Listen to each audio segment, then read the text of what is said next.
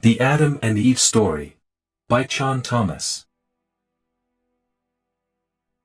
With a rumble so low as to be inaudible, growing, throbbing, then fuming into a thundering roar, the earthquake starts, only it's not like any earthquake in recorded history.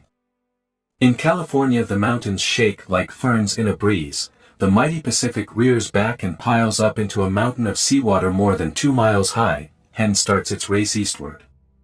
With the force of 1,000 armies the wind attacks, ripping, shredding everything in its supersonic bombardment. The unbelievable mountain of Pacific seawater follows the wind eastward, burying Los Angeles and San Francisco as if they were but grains of sand. Nothing, but nothing, stops the relentless, overwhelming onslaught of wind and ocean. Across the continent the 1,000-mile-per-hour wind wreaks its hell, its unholy vengeance, everywhere, mercilessly, unceasingly. Every living thing is ripped into shreds while being blown across the countryside, and earthquakes leave no place untouched. In many places the Earth's molten sublayer breaks through and spreads a sea of white-hot liquid fire to add to the Holocaust. Within 3 hours the fantastic wall of seawater moves across the continent, burying the wind-ravaged land under 2 miles of seething water coast to coast. In a fraction of a day all vestiges of civilization are gone, and the great cities, Los Angeles, San Francisco, Chicago, Dallas, New York, Boston, are nothing but legends. Barely a stone is left where millions walked just a few hours before. A few lucky ones who managed to find shelter from the screaming wind on the lee side of a high mountain peak, such as Empty Massive, watched the sea of molten fire breaking through the quaking valleys below. The raging waters follow at supersonic speeds, piling higher and higher, steaming over the molten earth fire, and rising almost to their feet. Only great, high mountains such as this one can withstand the cataclysmic onslaught. North America is not alone in her death throes. Central America suffers the same cannonade, wind, earth fire, and inundation. South America finds the Andes not high enough to stop the cataclysmic violence pounded out by nature in her berserk rage. In less than a day, Ecuador, Peru, and western Brazil are shaken madly by the devastating earthquake. The Andes are piled higher and higher by the Pacific supersonic onslaught as it surges over itself against the mountains. The entire continent is burned by molten earth fire, buried under cubic miles of catastrophically violent seas, then turned into a frozen hell. Everything freezes. Man, beast, plant, and mud are all rock-hard in less than 4 hours. Europe cannot escape the onslaught. The raging Atlantic piles higher and higher on itself, following the screeching wind eastward. The Alps, Pyrenees, Urals, and Scandinavian mountains are shaken, then heaved even higher when the wall of seawater strikes. Western Africa and the sands of the Sahara vanish in nature's wrath, under savage attack by wind and ocean. The area bounded by Zaire, South Africa, and Kenya suffers only severe earthquakes and winds, little inundation. Survivors there marvel at the sun, standing still in the sky for nearly half a day. Eastern Siberia and the Orient suffer a strange late indeed, as though a giant subterranean scythe sweeps away the Earth's foundations, accompanied by icy wind in its screaming symphony of supersonic death and destruction.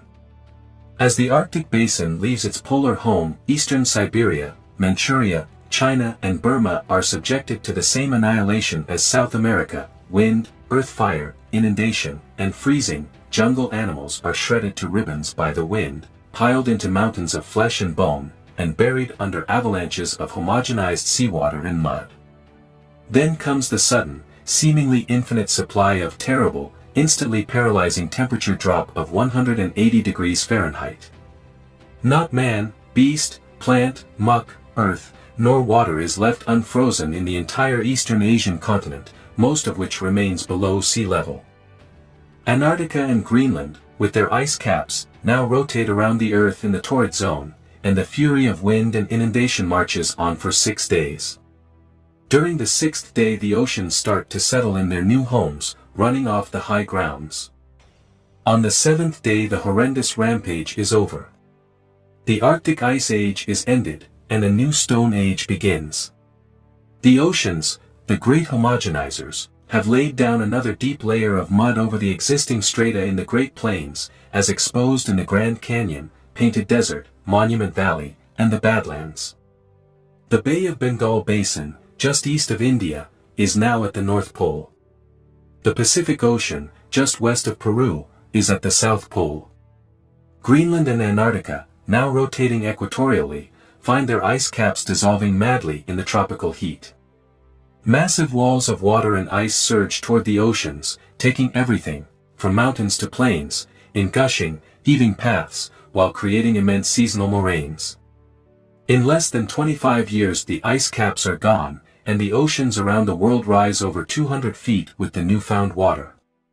The torrid zone will be shrouded in a fog for generations from the enormous amounts of moisture poured into the atmosphere by the melting ice caps. New ice caps begin to form in the new polar areas. Greenland and Antarctica emerge with verdant, tropical foliage. Australia is the new, unexplored continent in the North Temperate Zone, with only a few handfuls of survivors populating its vastness. New York lies at the bottom of the Atlantic, shattered, melted by earth fire, and covered by unbelievable amounts of mud. Of San Francisco, Los Angeles, Chicago, Dallas, and Boston, not a trace is left. They all will join the legends of the 7 cities of Cibola. What's left of Egypt emerges from its Mediterranean inundation new and higher, still the land of the ages. The commonplace of our time becomes the mysterious Baalbek of the new era. A new era. Yes, the cataclysm has done its work well. The greatest population regulator of all does once more for man what he refuses to do for himself and the planet on which he lives, and drives the pitiful few who survive into a new Stone Age. After this cataclysm we join Noah, Adam and Eve, Atlantis, Mu, and Olympus, and Jesus joins Osiris, Ta'aroa, Zeus, and Vishnu. The Great Floods.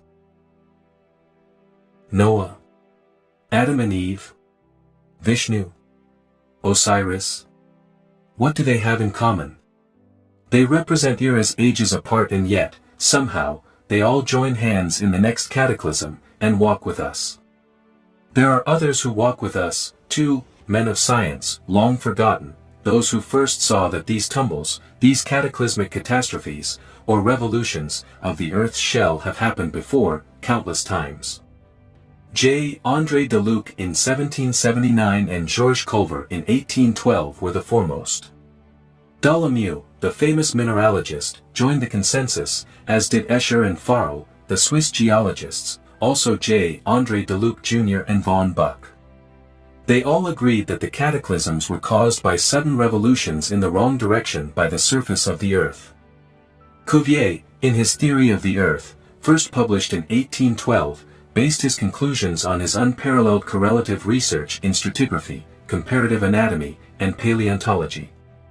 As a matter of fact, Cuvier was the founder of the science of comparative anatomy, based on his pioneering, self-taught work in that field. At that time he wrote, "Every part of the Earth, every hemisphere, every continent, exhibits the same phenomenon. There has, therefore, been a succession of variations in the economy of organic nature. The various catastrophes which have disturbed the strata have given rise to numerous shiftings of this continental basin. It is of much importance to mark that these repeated eruptions and retreats of the sea have neither been slow nor gradual. On the contrary, most of the catastrophes which occasioned them have been sudden, and this is especially easy to be proved with regard to the last of these catastrophes. I agree, therefore, with M. de Luc and Dolomieu, in thinking, that if anything in geology be established, it is, that the surface of our globe has undergone a great and sudden revolution, the date of which cannot be much earlier than 5,000 or 6,000 years ago. Also, one preceding revolution at least had put the continents under water, perhaps 2 or 3 eruptions of the sea. These alternations now appear to me to form the problem in geology that it is of most importance to solve. In order to solve it satisfactorily, it would be necessary to discover the cause of these events. These ideas have haunted, I may almost say have tormented me, during my researches among fossil bones, researches which embrace but a very small part of those phenomena of the age preceding the last general revolution of the globe, and which are yet intimately connected with all the others. Many attempts have been made to answer the charge made to the geological profession by Cuvier to explain these sudden revolutions in the wrong direction. Among others, Velikovsky tried it through his studies of myths and legends, Hapgood tried it, Hugh Brown attempted, and in the process amassed a tremendous library of geological data. Every time the cataclysmic concept has risen, the beast has been stoned, burned at the stake, beaten to a pulp, and buried with a vengeance, but the corpse won't stay dead. Each time, it raises the lid of its coffin and says in sepulchral tones, "You will die before I." The latest of the challengers is Professor Frank C. Hibben, who in his book, The Lost Americans*, said, "This was no ordinary extinction of a vague geological period which fizzled to an uncertain end. His death was catastrophic and all-inclusive. What caused the death of 40 million animals? The corpus delicti in this mystery may be found almost anywhere. Their bones lie bleaching in the sands of Florida and in the gravels of New Jersey. They weather out of the D-white terraces of Texas and protrude from the sticky ooze of the tar pits off Wilshire Boulevard in Los Angeles. The bodies of the victims are everywhere. We find literally thousands together. Young and old, full with D.im, calf with cow. The muck pits of Alaska are idled with evidence of universal death. A picture of quick extinction. Any argument to the cause must apply to North America, Siberia, and Europe as well." Thomas Y. Crowell Company, New York, Apollo edition, 1961. Mammoth and bison were torn and twisted as though by a cosmic hand in a godly rage. In many places the Alaskan muck blanket is packed with animal bones and debris in trainload lots. Mammoth, mastodon, bison, horses, wolves, bears, and lions. A faunal population, in the middle of some cataclysmic catastrophe, was suddenly frozen in a grim charade. Supernatural winds, volcanic burning, inundation and burial in muck, preservation by deep freeze of both torn-up animals and muck. Any good solution to a consuming mystery must answer all of the facts, challenges Hibben. The challenge wouldn't leave me alone. Like a hunger, it gnawed at my subconscious. I could hear the deep tones of Cuvier's challenge, find the cause of these events, still reverberating through the sacred halls of science, ghostly, unanswered. I felt Hibben's challenge, prodding, answer all of the facts. I decided that this cataclysmic concept, this catastrophic end which visits our planet time after time, needed verification or refutation once and for all.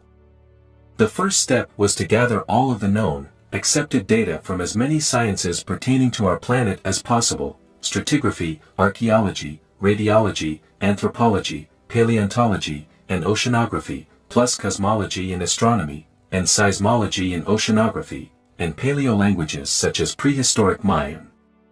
Even evolution could not be ignored. Further, correlation of the data between the sciences had in honored. All of the foregoing gave the answer. Although there is enough data in most sciences to indicate that these cataclysms happen, there was not enough in each science to derive the process or prove the concept, but between science cross-correlation showed indeed that the concept was true. Not only did it verify that the events have happened, but disclosed when the last 5 cataclysms were, and what positions the shell of the Earth has been in for the last 35,000 years. This was a first-time effort for certain. So, after years of research, beginning in 1949, Cuvier's challenge had an answer. Yes, indeed, cataclysms do happen, but I had not yet found the answer to his challenge: find the cause of these events. It would take me 20 more years to find the cause, the trigger of cataclysms. What makes them start? And further, exactly what is it that happens after it starts? It is the process of a cataclysm. Finally, what is the timetable of cataclysms? It was obvious already from the data that it was nonlinear. Was it a mathematical function that we could derive from the data? Or is it random and frustrating in its unpredictability?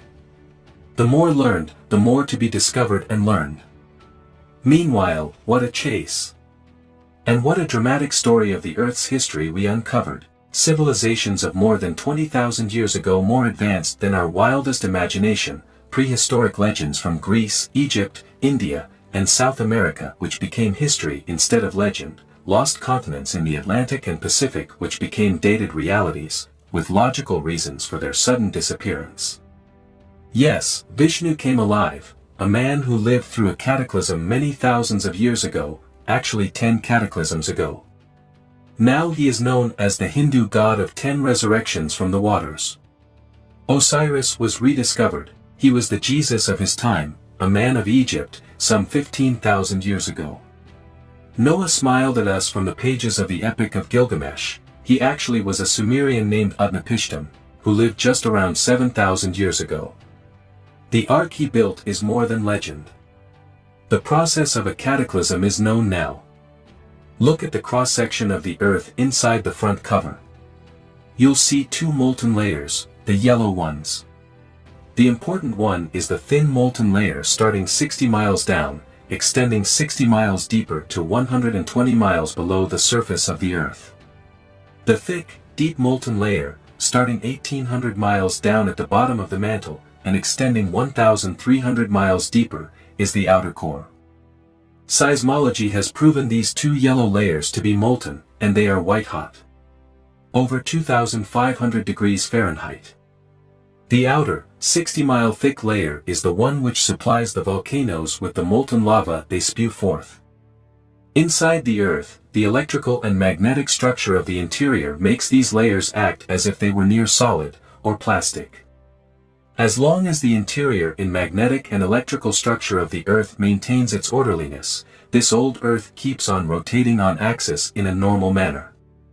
If anyone doubts that Antarctica's ice cap is growing, it has been proven that it is growing at the rate of a Lake Ontario per year. So is Greenland growing. Since they are not centered on the Earth's axis of rotation, they develop centrifugal forces coupling with each other, in a direction perpendicular to the Earth's axis. It's like swinging a bucket of water around yourself on a rope. The water stays in the bucket. If you did not have the restraining rope, the bucket and water would fly away. In the case of the ice caps, the restraining tope is gravity, which keeps these 2 ice caps landlocked. Since these ice caps therefore cannot fly away, they resolve their problem by trying to pull the entire shell of the Earth above the 60-mile thick molten layer around the interior of the Earth. As long as the electrical and magnetic structure is maintained inside the Earth, the ice caps cannot pull the shell around to lay hem to go to the equator, and we maintain our orderly, daily, monthly, yearly rotation. Right now we don't know why, every few thousand years on a varying timetable, the magnetic and electrical orderliness in the shallow molten layer is disorganized. Further, it is not known by what means it is disrupted. It has to be a way which lowers those energies to the extent that the shallow molten layer is allowed to act as a free liquid, letting the molten layer act as a molten liquid which then serves as a lubricant for the ice caps to pull the shell around the Earth's interior so as to have the ice caps shift about 90 degrees into the torrid zone. In 1/4 to 1/2 a day, the geographic poles move to the torrid zone, and all hell lets loose. The atmosphere in the Earth's oceans and lakes don't shift with the shell, they just keep on rotating west to east, and at the equator that speed is about 1,037 miles per hour. It has to be, normally, to make 1 revolution per day.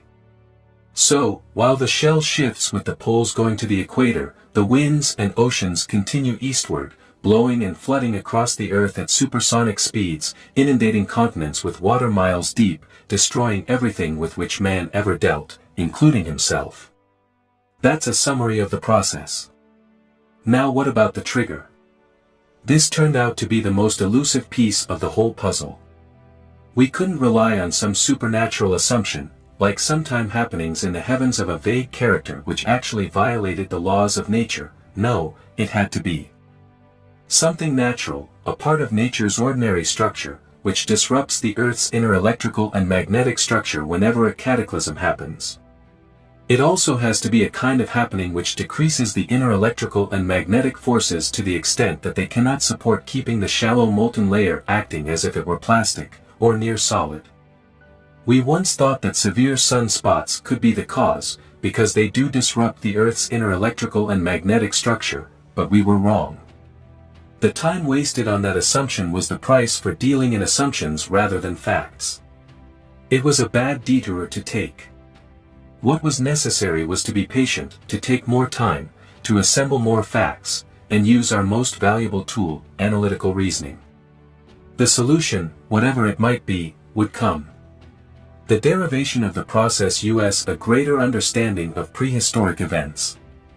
For instance, you can see that ice ages are not a matter of advancing and retreating ice, it's simply that different areas of the Earth are in polar regions at different times, for different durations of time, changes between positions take place in a fraction of a day, and the accompanying supersonic deluges deposit the various huge stratas we find in the walls of the Grand Canyon, Painted Desert, Monument Valley, the mountains around Mexican Hat, Canyon de Chelly, and the Maqui Dugway. The story around the world gives silent testimony. The Beresovka mammoth, frozen in mud, with buttercups in his mouth. The age of the gorges below Niagara Falls and St. Anthony's Falls, both about 7,000 years. The sudden end of the Laurentian Basin ice cap in Canada, about 11,500 years ago. The uninterrupted evolution on the Galapagos, over 11,000 years. The geological datings in the Murrumbidgee River Basin system in Australia, showing the end of an ice cap there about 11,500 years ago. The age of fossil bones taken from the Wilshire Boulevard tar pits, over 11,000 years. The sudden end of all work in the prehistoric city of Tiahuanaco, Bolivia, 11,500 years ago. Leonard Woolley's great work in the Holy Land, dating Noah's flood at about 6,000 years ago. The end of the Wisconsin ice cap, about 29,000 years ago, the sudden 200-foot rise of the oceans all over the world, about 7,000 years ago. The sudden rise of the St. Lawrence River bed 7,000 years ago. The changing levels of the shoreline of the Hudson Bay in Canada. The huge granite blocks from the Alps, sitting on the eastern slopes of the Jura Mountains at 4,000 feet above sea level. The great legendarian Fraser's uncovering of over 8,000 verified separate inundation survival legends in the Malay Peninsula region. The Pajark Marsh in Australia, which shows a quick extinction of many, many species, including humans, 11,500 years ago. The Piri Reis map, showing the North Pole in Egypt. The Egyptian water clock, showing agreement with the Piri Reis map. Granite on top of the mountains around Death Valley in California. The great stratifications of the Grand Canyon, Painted Desert, Monument Valley, and Badlands, each layer homogeneous, showing it to be deposited there suddenly by fantastic amounts of super swift water. The present growth of the Antarctic ice cap, approximately 293 cubic miles of ice per year. The legends from primitive man in Tierra del Fuego at the southern tip of South America of the day the sun set in the wrong direction. The legends from primitive man in Peru of the day the sun stood still. The legends from Malayan and Sumatran tribal aborigines of the long night. The Varv, Earth strata, counts in Renschel, Minnesota, and Hackensack, New Jersey, which conform with each other. The prevalence of jade in the Orient, which is material heaved up from the mantle, near equatorial pivot points during a cataclysm. The fantastic evidence of burgeoning tropical plants in Arctic Siberia, Alaska and Antarctica, frozen and preserved for thousands of years in a fraction of a day during a cataclysm. The similarity of languages the world over, from Polynesian to Greek, to Egyptian, to Mayan, to Eskimo, to Yakut, to Oriental, and more. The footprints of dinosaurs, imprinted in beds of deposited mud, frozen before the prints could deteriorate, remaining frozen for thousands of years to allow the mud prints to ossify for us to see as dinosaur in rock beds today. The correlation of ice ages, stone ages, and quick extinctions of all species the world over. The survival of primitive life at the equatorial pivot points, the last two being the Malay Peninsula and the Galapagos, both now rife with lizards. The existence of a coral reef on the floor of the Arctic Ocean. And more, and more, and more, and more, give us a prehistoric historic picture of the positions of the Earths in two dining the past 35,000 or more years. The overwhelming evidence, when put in order, gives a dramatic picture of which areas have been at the North Pole, when they moved to the pole, when they moved away from the pole, and how long they were there. The chart is on the next page. Notice that the end of an era is the same as the start of the next era. Although the chart is in terms of years ago and years duration, do remember that the change from one era to the next occurs in a fraction of a day, short enough to be called abrupt. Yes, Noah, Adam and Eve, Osiris, Ta-Roa, Zeus, and Vishnu have much deeper meaning now, and, as they join hands and walk with us, we hear Adam and Eve saying, "Listen, for now we can truly share our story with you." The story. Enigma. Pursuit. Unraveling. It's funny how some things can plague you from childhood through your adult years. Not big things, but little things, which don't exactly persist, but annoyingly stick their head through your life's door and say, "Boo," just to let you know they're still there. If I made a list of all these things in my life, it might take up a whole book.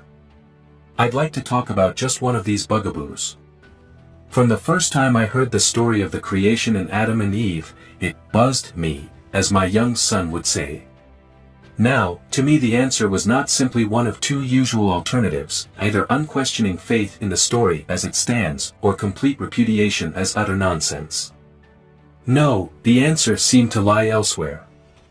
If the story were taught as the truth so uniformly, in spite of its apparent divergence from scientific truths, then to me the true course would seem to be a search for the foundation of the story, which would then lead to a true reading of it.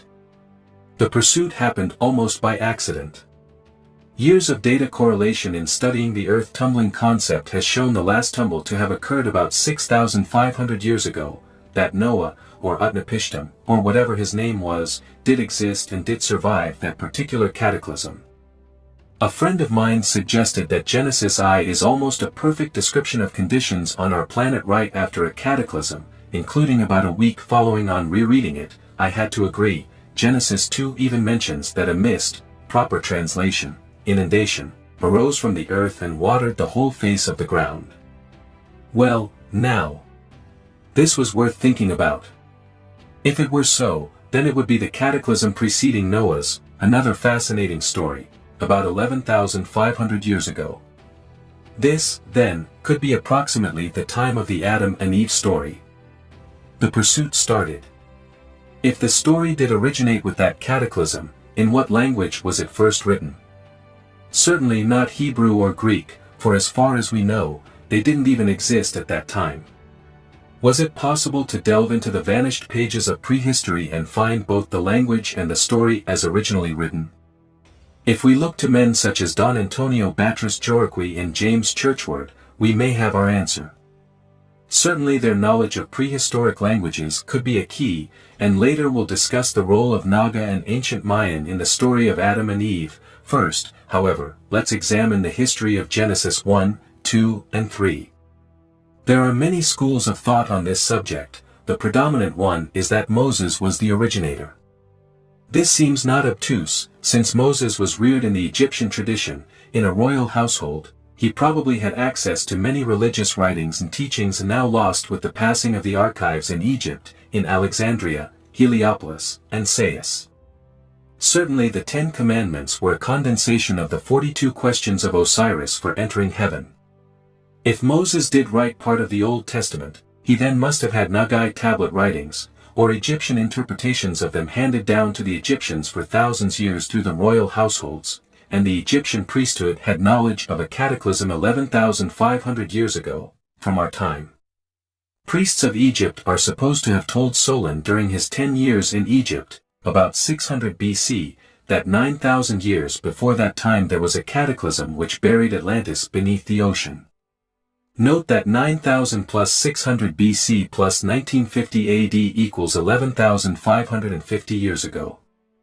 Moses' brother, Aaron, became the first chief and priest of the Hebrews about 1300 BC, somewhere between 15 and 18 generations later, the chief priesthood having been handed down from father to son through the generations. Sariah, or Sarias, was the chief priest, see Ezra, and 1 and 2 Esdras. Later, in 586 BC, in the 19th year of Nebuchadnezzar's reign, Sariah was executed, and his son Ezra made a captive in Persia, see 2 Kings. Jerusalem was sacked, and all Hebrew laws and records of the Old Testament were burned with the temple at Jerusalem, by Nebuzaradan, Nebuchadnezzar's captain of the guard. In 458 BC, the 7th year of Artaxerxes' reign Persia, Ezra was commissioned to re-establish the Hebrew religion and law. According to 2 Esdras, Ezra rewrote the history of the Hebrews from the beginning, and re-established their laws. Now, from 586 to 458 BC is 128 years. The latest that Ezra could have been born was after his father Sariah's execution, as well could be, see Onan's story, Genesis 38 verse 8 through 10, therefore, the youngest he could have been in 458 BC was 127. He was working on a long memory. Let's examine this anomaly. As mentioned before, the lineage from Aaron to Ezra contains from 17 to 20 generations, including Aaron and Ezra. Assuming 1. 1300 BC to be the start of Aaron's priesthood, 1290 BC is adjudged to be the time of the Exodus, 2. 458 BC to be near the end of Ezra's priesthood, then we find the average priesthood term per generation to be between and 49.5 years. In view of this, can we believe that Ezra served his priesthood for approximately 130 years? Which includes his entire lifespan. It would appear much more plausible to assume that it was Ezra's grandfather Azariah, rather than his father Sariah, who was the one taken and executed by Nebuchadnezzar's men in 586 BC. Then Sariah and Ezra would have served as chief priests from 586 to 458 BC, for an average of 64 years apiece. It is even plausible that Ezra's great-grandfather Hilkiah could have been the victim in 586 BC, leaving Azariah, Sariah, and Ezra to serve the 128 years for an average of 42 years each, which is even closer to the overall average from Aaron to Ezra, over a period of about 845 years. This means that the Adam and Eve story was last seen in writing by Hilkiah or Azariah, therefore handed down verbally possibly by Azariah, and certainly by Sariah and Ezra, and finally dictated by Ezra to 5 scribes. It is the 5 scribes' writings that we have today as Ezra's work. And the English is not even a literal translation. For instance, without form and void, more literally would read, raging inundations and horrendous winds. Now, through Ezra's reconstruction of Genesis, MNR told many things. Because of the usage of tree, fruit, serpent, cherubim, and other words which were glyphs in the picture language of prehistory, it is evident that the creation and Adam and Eve stories were probably originally written in the glyphs of Naga, the predominant Eastern Hemisphere language of 11,500 years ago. This language is nearly identical to ancient Mayan, and the progenitor of many languages, including Oriental and Polynesian tongues, Egyptian, Greek, and Yakut. My own knowledge of prehistoric Naga and Mayan glyphs enables me to read many Indian blankets of the southwestern United States, which have woven into them colorful glyphs depicting a cataclysm. I wonder if the Indians are chuckling to themselves, knowing that the tourists think they ate buying blankets of just pretty pictures. Yakut is an interesting language. It is almost pure spoken Naga. It is spoken by Alaskan Eskimos. The town of Yakutat means the place where Yakut is spoken. It is also spoken by a native tribe in Turkey. Naga in almost its purest prehistoric form is spoken by a tribe in northern India. It is pure prehistoric Mayan. Moses certainly, and possibly Aaron, had access to the Royal Egyptian Glyphstones library. Neither Moses nor Aaron knew how to read the ancient glyph languages of Naga or Mayan, therefore read the glyphs quite literally. Not being able to read the symbolism of the glyphs, in addition to reading them literally, Moses and Aaron, and possibly Ezra, read into the Adam and Eve story the social and religious attitudes of their day. In that time woman was regarded as the root of all sin, a lowly creature, her birth recorded only as an exception, and basically being the cause of man's every downfall, a daily potential. This attitude persists even in worse forms in some religions amazingly in our time. Is it any wonder that Eve was shouldered with the responsibility for the downfall of all mankind, as a result of interpretations read into the Naga by Moses? And into Moses' reading by Ezra? Perhaps also it was read into the story by Egyptian priests long before Moses' time, and passed on to him as history. If his father were really the one taken and executed by the captain of the guard, Nebuzaradan, then it had to be his grandfather who passed the story to him verbally. The fusing of two stories, P and J versions, into HI make the story of Genesis 1, 2, and 3 may confuse the man with Adam. It is possible that Adam, being only 9 generations ahead of Noah, with the time span of the Sudan Basin Polar Era covering about 4,500 to 5,000 years, was not the man referred to in the creation, but his name and experiences were merged with the man's story. Remember, however, we are informed that Ezra dictated the entire history to 5 scribes from memory, and this work contains Genesis as we know it today. For him to recall from the archives of his mind what he did, as well as he did, certainly bespeaks of inspiration of a high order, but it also appears evident that he had no knowledge of the fact that 5,000 years transpired between Genesis I and Noah's flood. It is clear from 2 Esdras 3:9 that Genesis I and Noah's flood represented 2 inundations, however, for while speaking of the 2 occasions, he says of Noah's flood, and again in process of time thou broughtest the flood upon those that dwelt in the world, and destroyedst them. Now, we mentioned before that the lineage of the high priests from Aaron to Ezra differs in numbers of generations, 17 or 20, and names as presented in 1 and 2 Esdras, and both differ in names from the book of Ezra. We also find differences in the lineages from Noah to Jesus, approximately 51 generations, in the Bible. Is it any wonder, therefore, that some generations could have been omitted in the Adam to Noah line? Not to mention the Noah to Jesus line, and the Aaron to Ezra line. And in light of the fact that, in addition to overwhelming evidence, there are countless legends in the Asia-Pacific areas, handed down from the inundation of 11,500 years ago, of a creation much like that of Genesis 1 and 2, is it not possible that the man of the Genesis story became confused with Adam throughout the thousands of years, and through a succeeding cataclysm in Noah's time 7,000 years ago?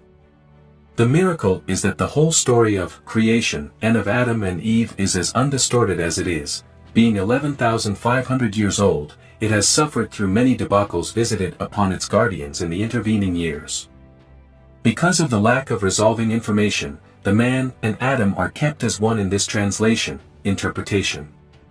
The significant Naga glyphs given to us by Ezra through Moses' direct reading are cherubims, rib, Adam's sleep, man, woman, tree, fruit on the tree, serpent, and flaming sword.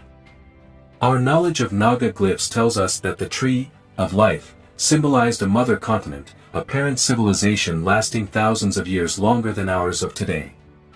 An unadorned serpent represented water in its natural state, or the ocean. A serpent entwined around the tree signified that the mother continent was surrounded entirely by water.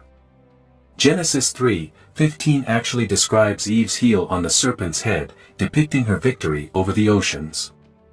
Cherubims, which were not pretty, plump babies as we have always thought, but glyphs of hybrid man and beast. They were the glyphs for legs, or foundations, or underpinnings. Instead of being placed in the Garden of Eden, the foundation was taken away, and a Naga or Mayan reading of the Egyptian Book of the Dead shows that cherubims of the north, south, east and west were taken away, meaning that all the foundations of the mother continent were removed and destroyed. The flaming sword was the symbol of fire and earthquake. The fire signified what all legends of these cataclysms call earth fire, which is the planet-wide molten layer below the Earth's 60-mile thick shell breaking through to the surface during a cataclysm, a literal hell. It is, as far as I have been able to determine, the origin of man's concept of hell. I remember watching John Kennedy's funeral on television, and most vividly the incantation given by the Archbishop to keep John Kennedy from the doors of hell. His words went back to pre-Christian Rome, for in describing those gates of hell, he painted a picture of hell exactly like that of the molten sublayer breaking through the Earth's shell. It had to be handed down through thousands of years from one who had actually seen it.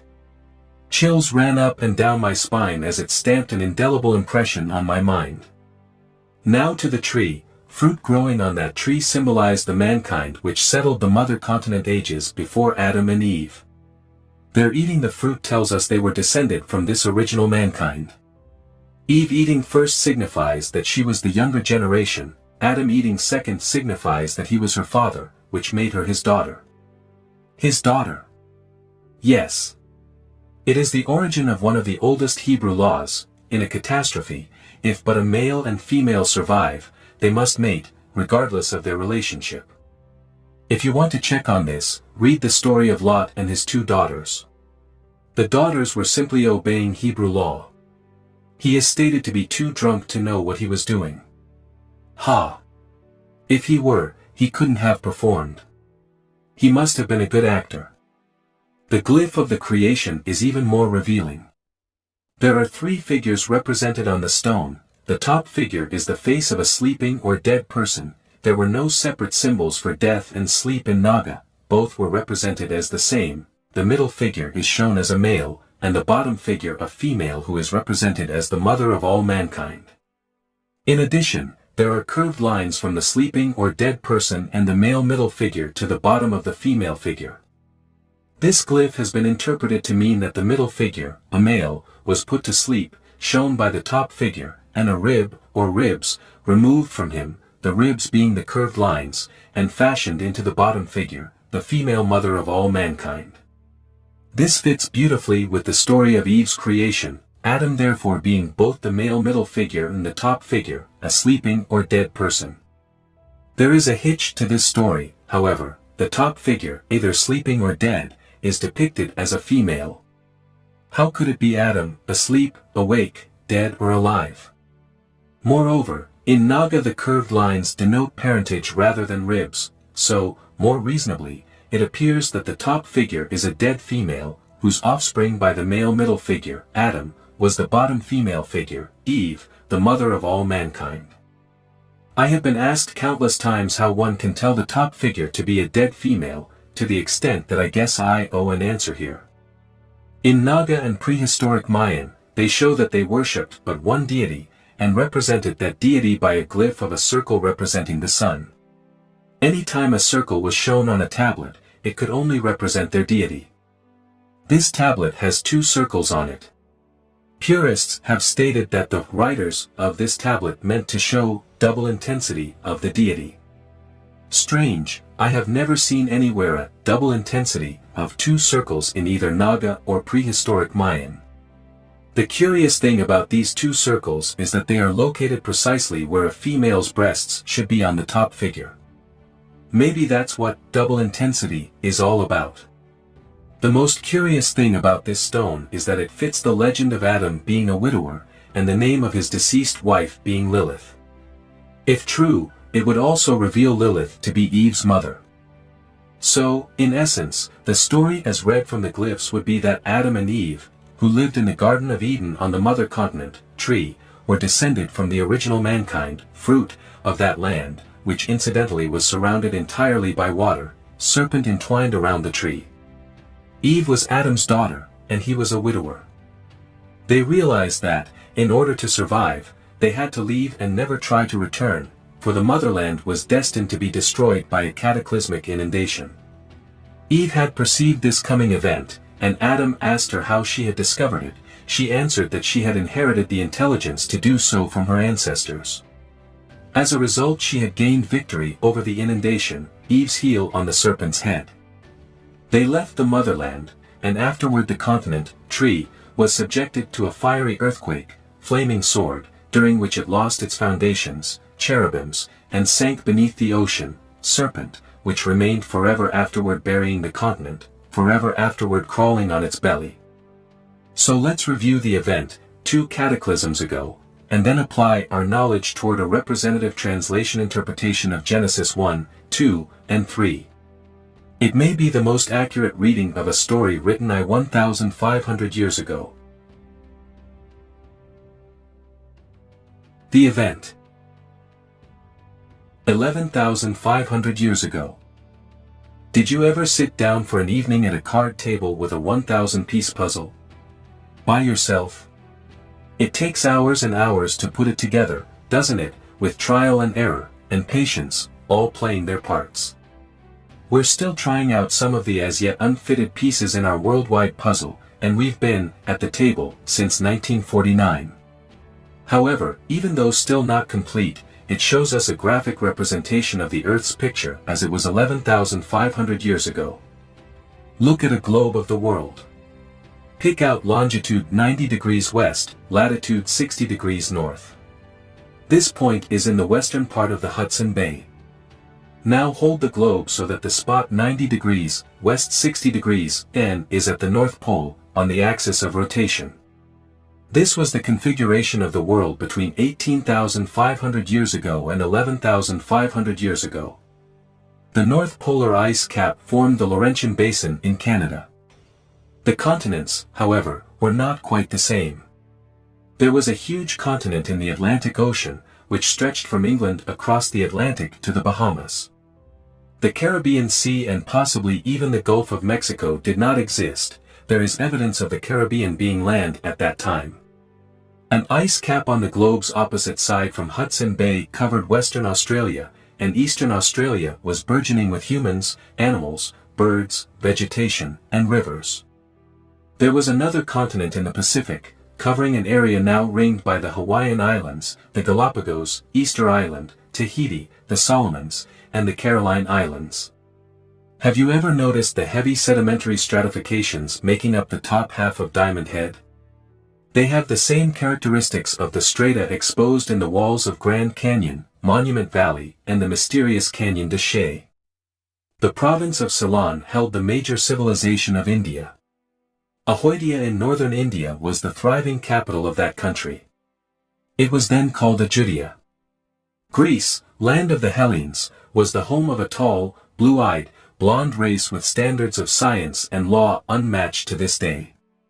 The Amazon basin was an inland sea, legends call it the Sea of Xerxes, and the mouth of the Amazon River was then a wide, seagoing connection between the Atlantic and the Sea of Xerxes. The western coast of South America was not mountainous. Indications are that the prehistoric city of Tiahuanaco, Bolivia, now at 12,500 feet above sea level, was at sea level. It was a metropolis seaport, with a canal system for seagoing ships, as large as any today, traversing from the Pacific to an inland sea. If you wish to read details about this, read the calendar of Tiahuanaco and the Great Idol of Tiahuanaco, both by Hans Schindler Bellamy and Peter Allen. They make terrific reading. Astronomers of Tiahuanaco used telescopes like ours of today, and they had a huge satellite orbiting the Earth, west to east, 449 times per year, which they used as a time standard. Its orbit was so accurate. Ayodhya, now a suburb of Lucknow, was the capital of India. And the great navigators, the great scientists, the great explorers of the Eastern Hemisphere were the dark-eyed, dark-haired Mayans. India had gravity-propelled vehicles and gravity-made weaponry.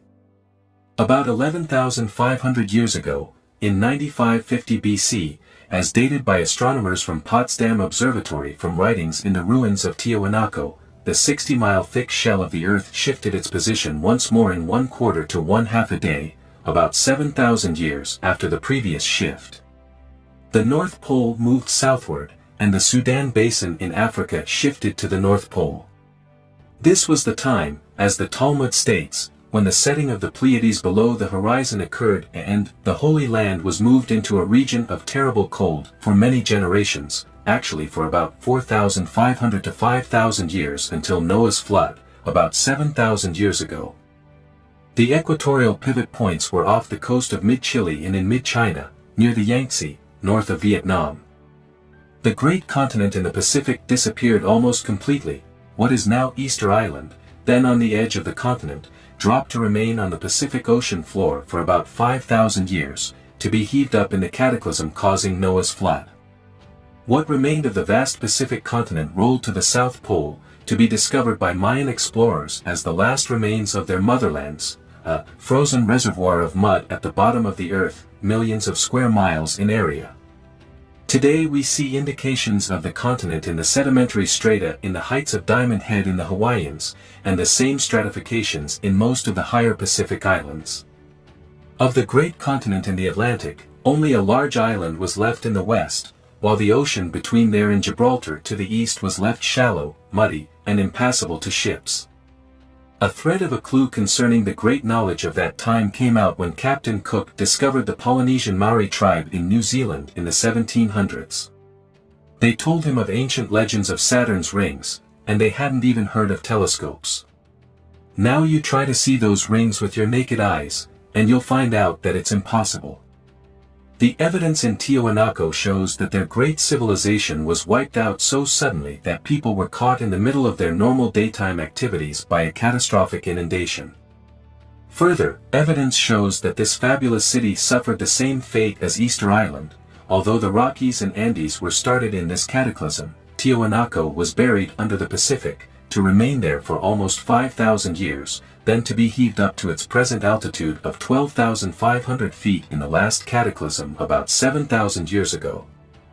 So the cataclysm of 11,500 years ago saw the Hudson Bay and the opposite area just southwest of Australia both roll to the equator on opposite sides of the Earth, and the Sudan Basin roll to the North Pole, to remain there for about the next 4,500 to 5,000 years. While this shift was occurring, taking only 1/4 to 1/2 a day to complete itself, the Earth's oceans and atmosphere, through angular momentum, kept rotating in their normal direction during most of the shift, with the oceans violently inundating most of the lands of the Earth at supersonic speeds, and the atmosphere bringing unimaginable hurricanes of supersonic wind velocities. Whole continents were subjected to tremendous upheavals and earthquakes. Huge mountain ranges were created.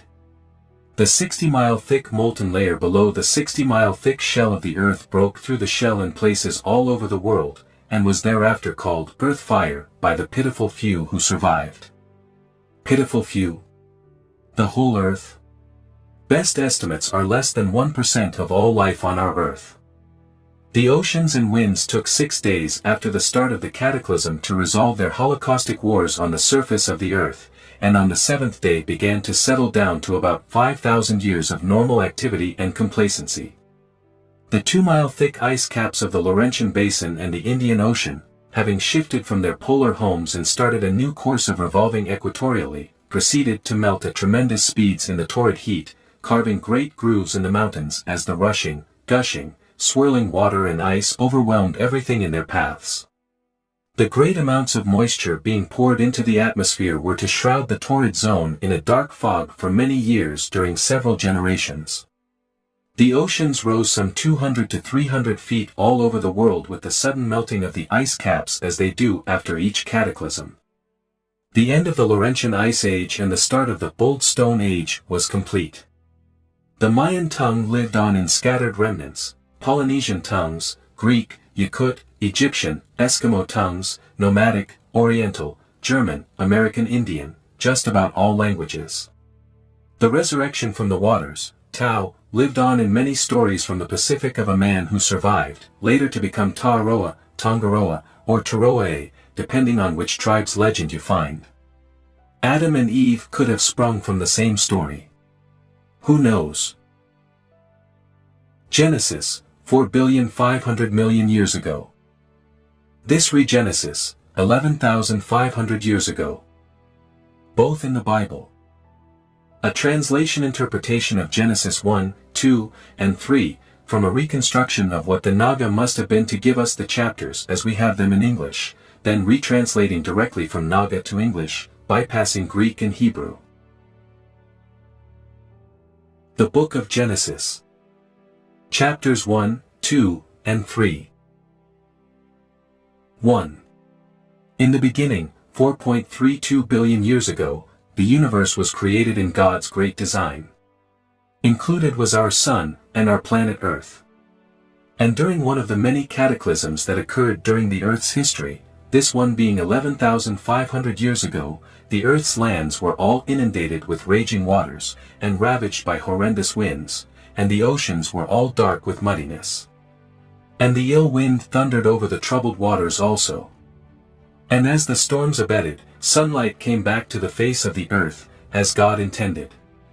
And, while the cataclysm was abating, once more darkness and sunlight were re-established and distinguishable, and it was good. And sunlight was again daytime, and darkness again nighttime, in accordance with God's design, and evening and morning made one day.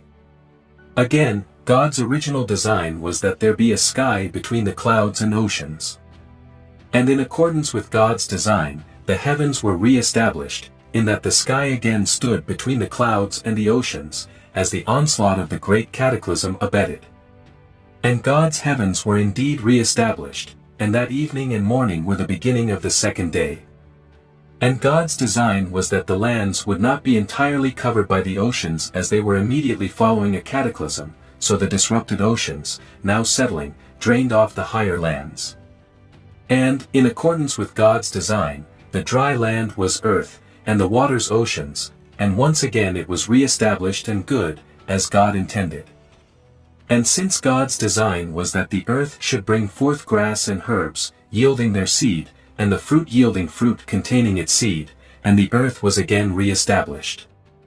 Therefore the earth, being re-established, brought forth grass and herbs, yielding their seed, and the fruit tree yielding fruit containing its seed, and it was good, as God intended. And the evening and the morning were the start of the third day. In accordance with God's design, there were normally lights in the heavens, which served to indicate months, and seasons, and days, and years. Also they served to furnish light on the earth, as God intended.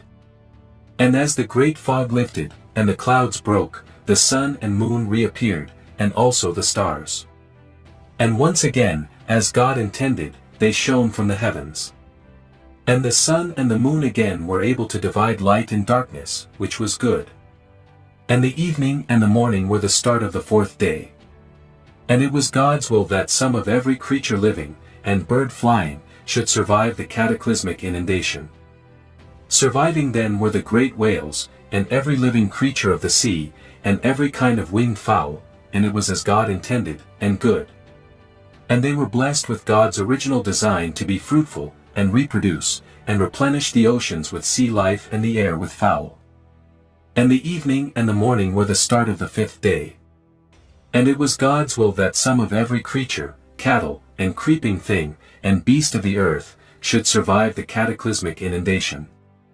Surviving then were the beasts, the cattle, and everything that creeps on the earth, and it was as God intended, and good.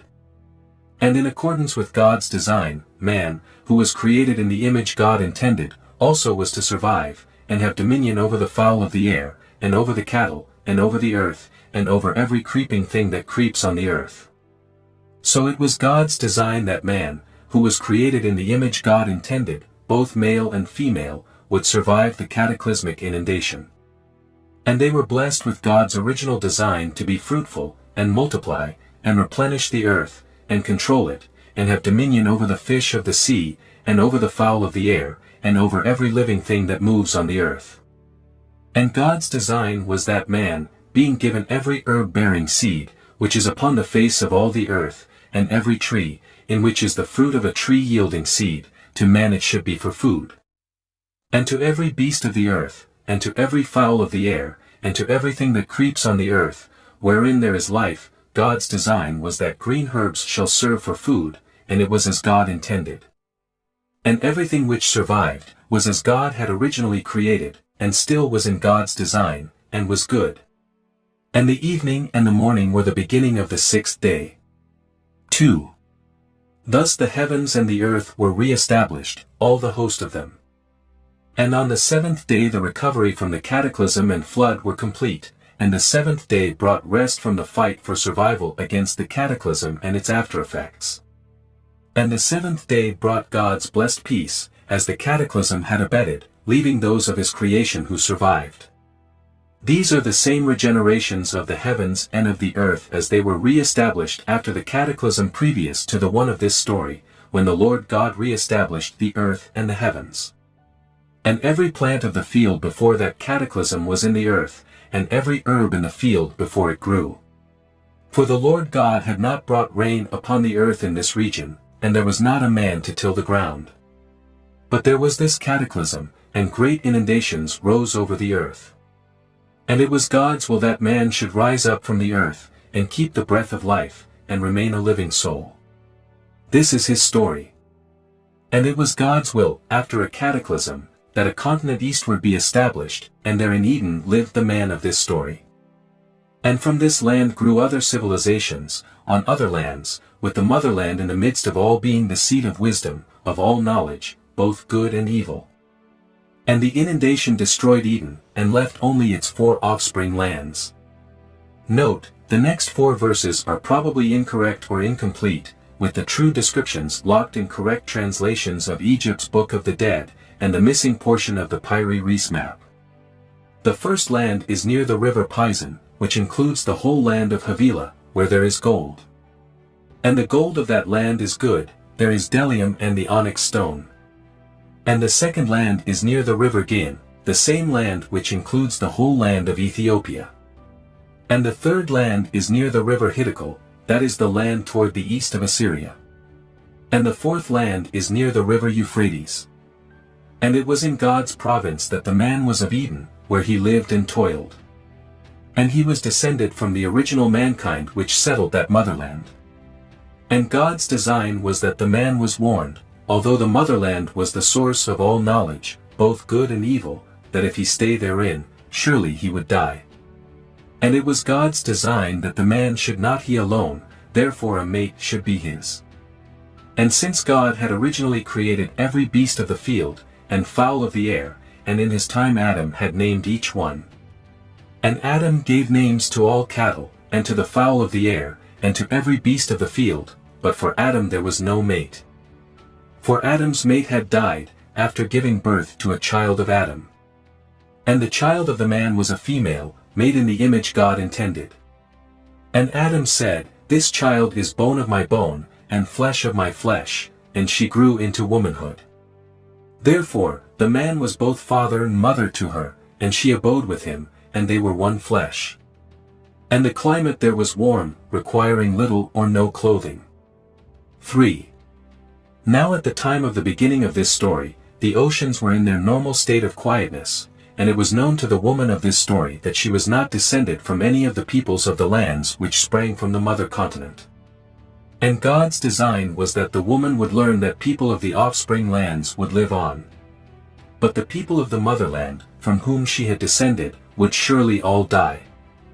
And she knew that in spite of the impending inundation, she surely would not die. For God's design was that from the day she was born, she was descended from the original mankind of the motherland, and was destined to know all, to discern both good and evil. And the woman, being of the motherland, and being wise and good, knew that both she and her father were descended from the original mankind of the motherland. And they both were wise, and had lived the good life, and it was that time of the year when some clothing was needed for warmth. And in the cool of those days, when they were wondering to which of the offspring lands they should go, and God's presence was felt strongly by them, Adam felt God's call, and said, I have heard God warning since summer, and have feared, for I knew not where to find refuge. And God's warning had come to him in the summer, as a warning to leave the land of his ancestors. And the man said, The woman who is my daughter, and descended from my ancestors, gave me this knowledge. And asked her, What gift of knowledge has God given you? And the woman said, I am of your ancestors and inherit their wisdom, and the coming inundations of the oceans has been made known to me. And God's design was that the oceans would so inundate the lands, and drown all cattle, and all beasts of the field, and bury all dust. And God has thus given me victory over the oceans, such that the seed of future generations is in you and me, for the oceans will drown all others.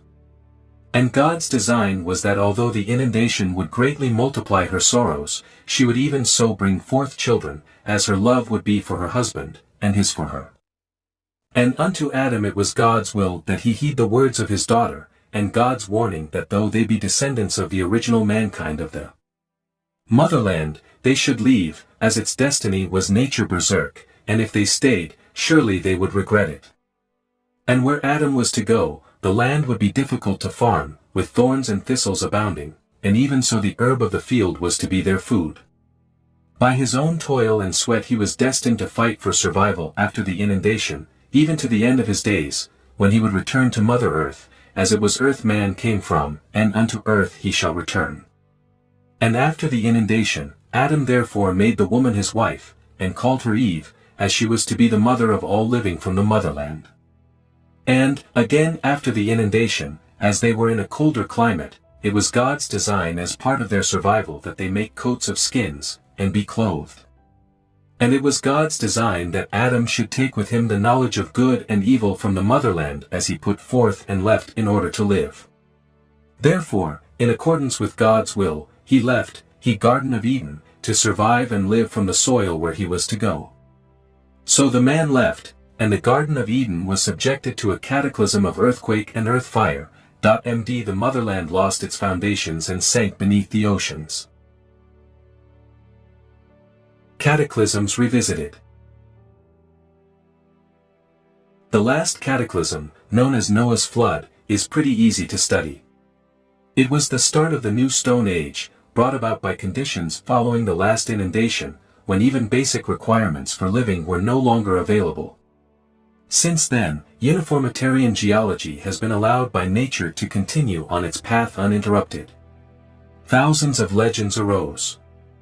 2 cataclysms ago, roughly 10,500 years ago, which we now know to be Adam and Eve's flood, was the start of the Old Stone Age. You can find these 2 last Stone Ages in almost any junior high school general science textbooks. There again, this Stone Age was induced by the total lack of basic requirements for living. It's extremely difficult to find data from the era between the last 2 cataclysms, but it's there. Plus, of course, uniformitarian geology pursued its normal path between cataclysms. Era history is all legendary. 3 cataclysms ago, roughly 18,500 years ago, left little data for us. It is mentioned in Genesis 11 verse 4. Shanidar Cave in Iraq gives us the best data of all. It's discussed in the text of this book, on page 98. For cataclysms ago, about 29,000 years ago, was die end of the Wisconsin era, and we find more data than we do for the third ago cataclysm. 5 cataclysms ago, 43,800 years ago, was derived by Jess Hale, a super mathematician. It's a real search. Slowly, painstakingly, we are still putting the pieces of the puzzle together. The more pieces we find which fit into the picture, the more pieces are thrown on the table for us, and the more colorful and dramatic the picture becomes. Did you understand that there are 3 cataclysms recorded in the Bible? Noah's, Adam and Eve's, and the one before that? If you missed it, check Genesis 2. I wish we had the funds to dig and search for 3 years in Tiahuanaco.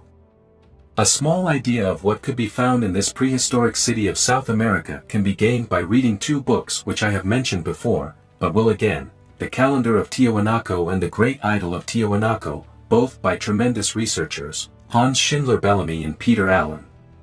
The conclusions drawn by Bellamy and Allen in these monumental works are startlingly close to mine.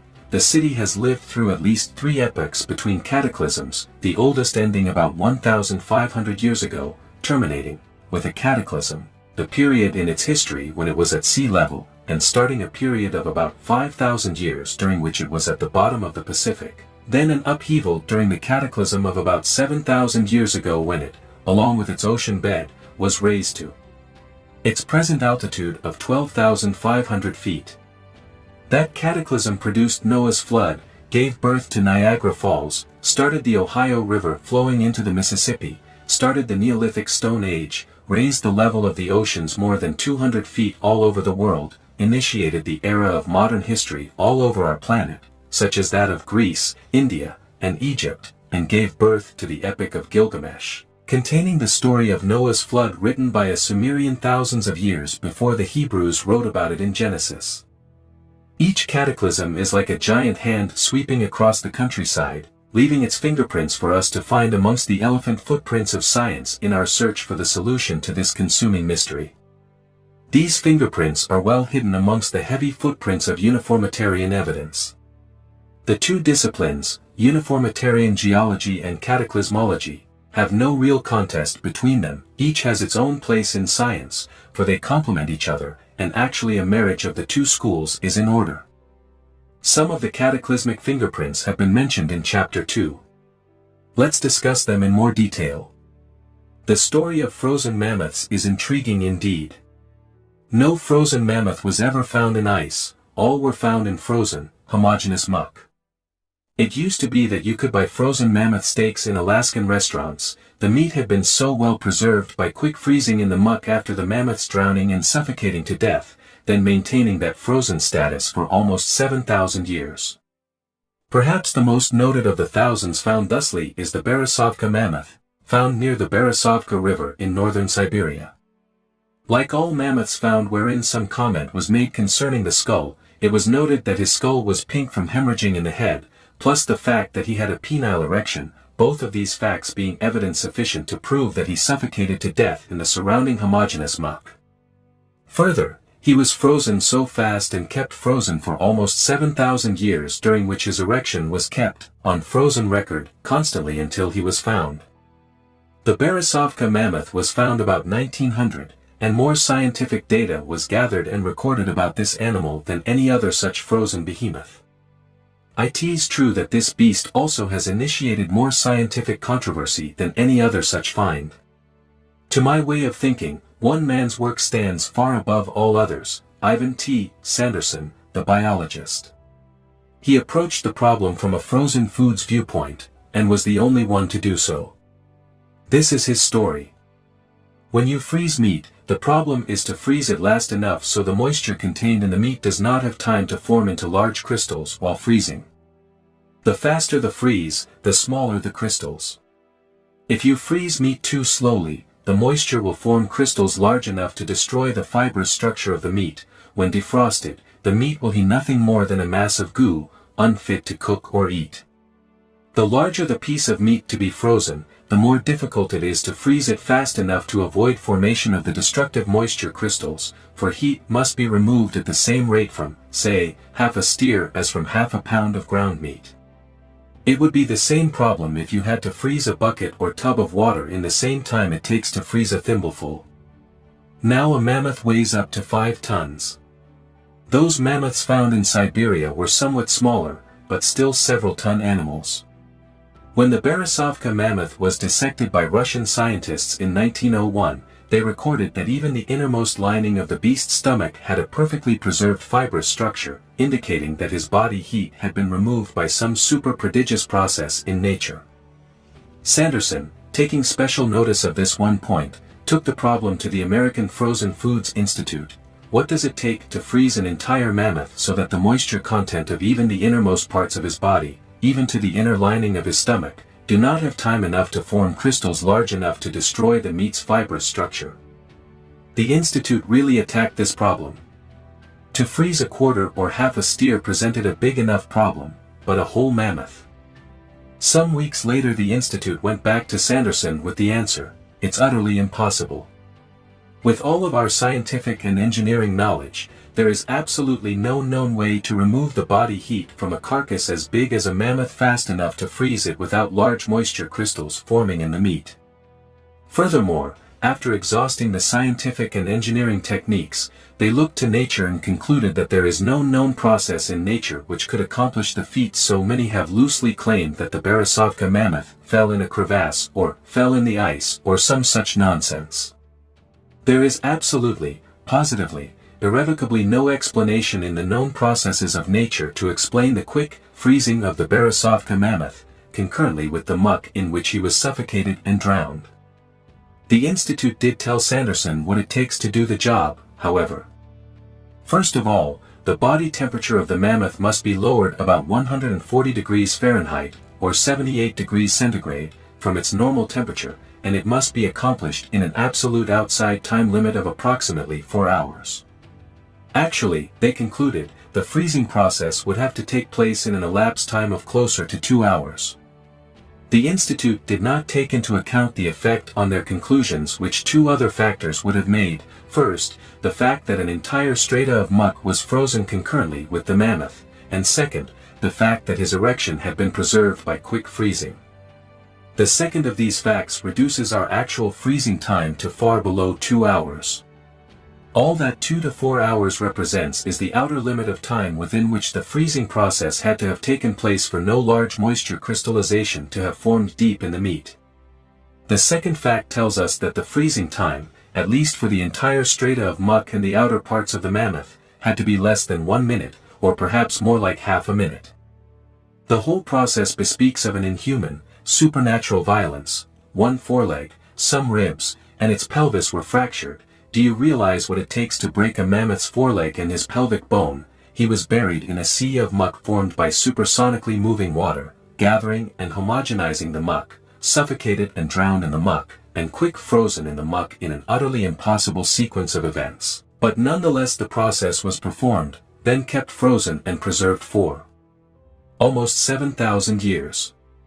Thank goodness for the scientific and intellectual curiosity of the Russian Tsar, who assigned the scientific team the responsibility to form the expedition into the far outreaches of eastern Siberia and bring back a thorough scientific analysis of this newfound mammoth near the Berezovka River.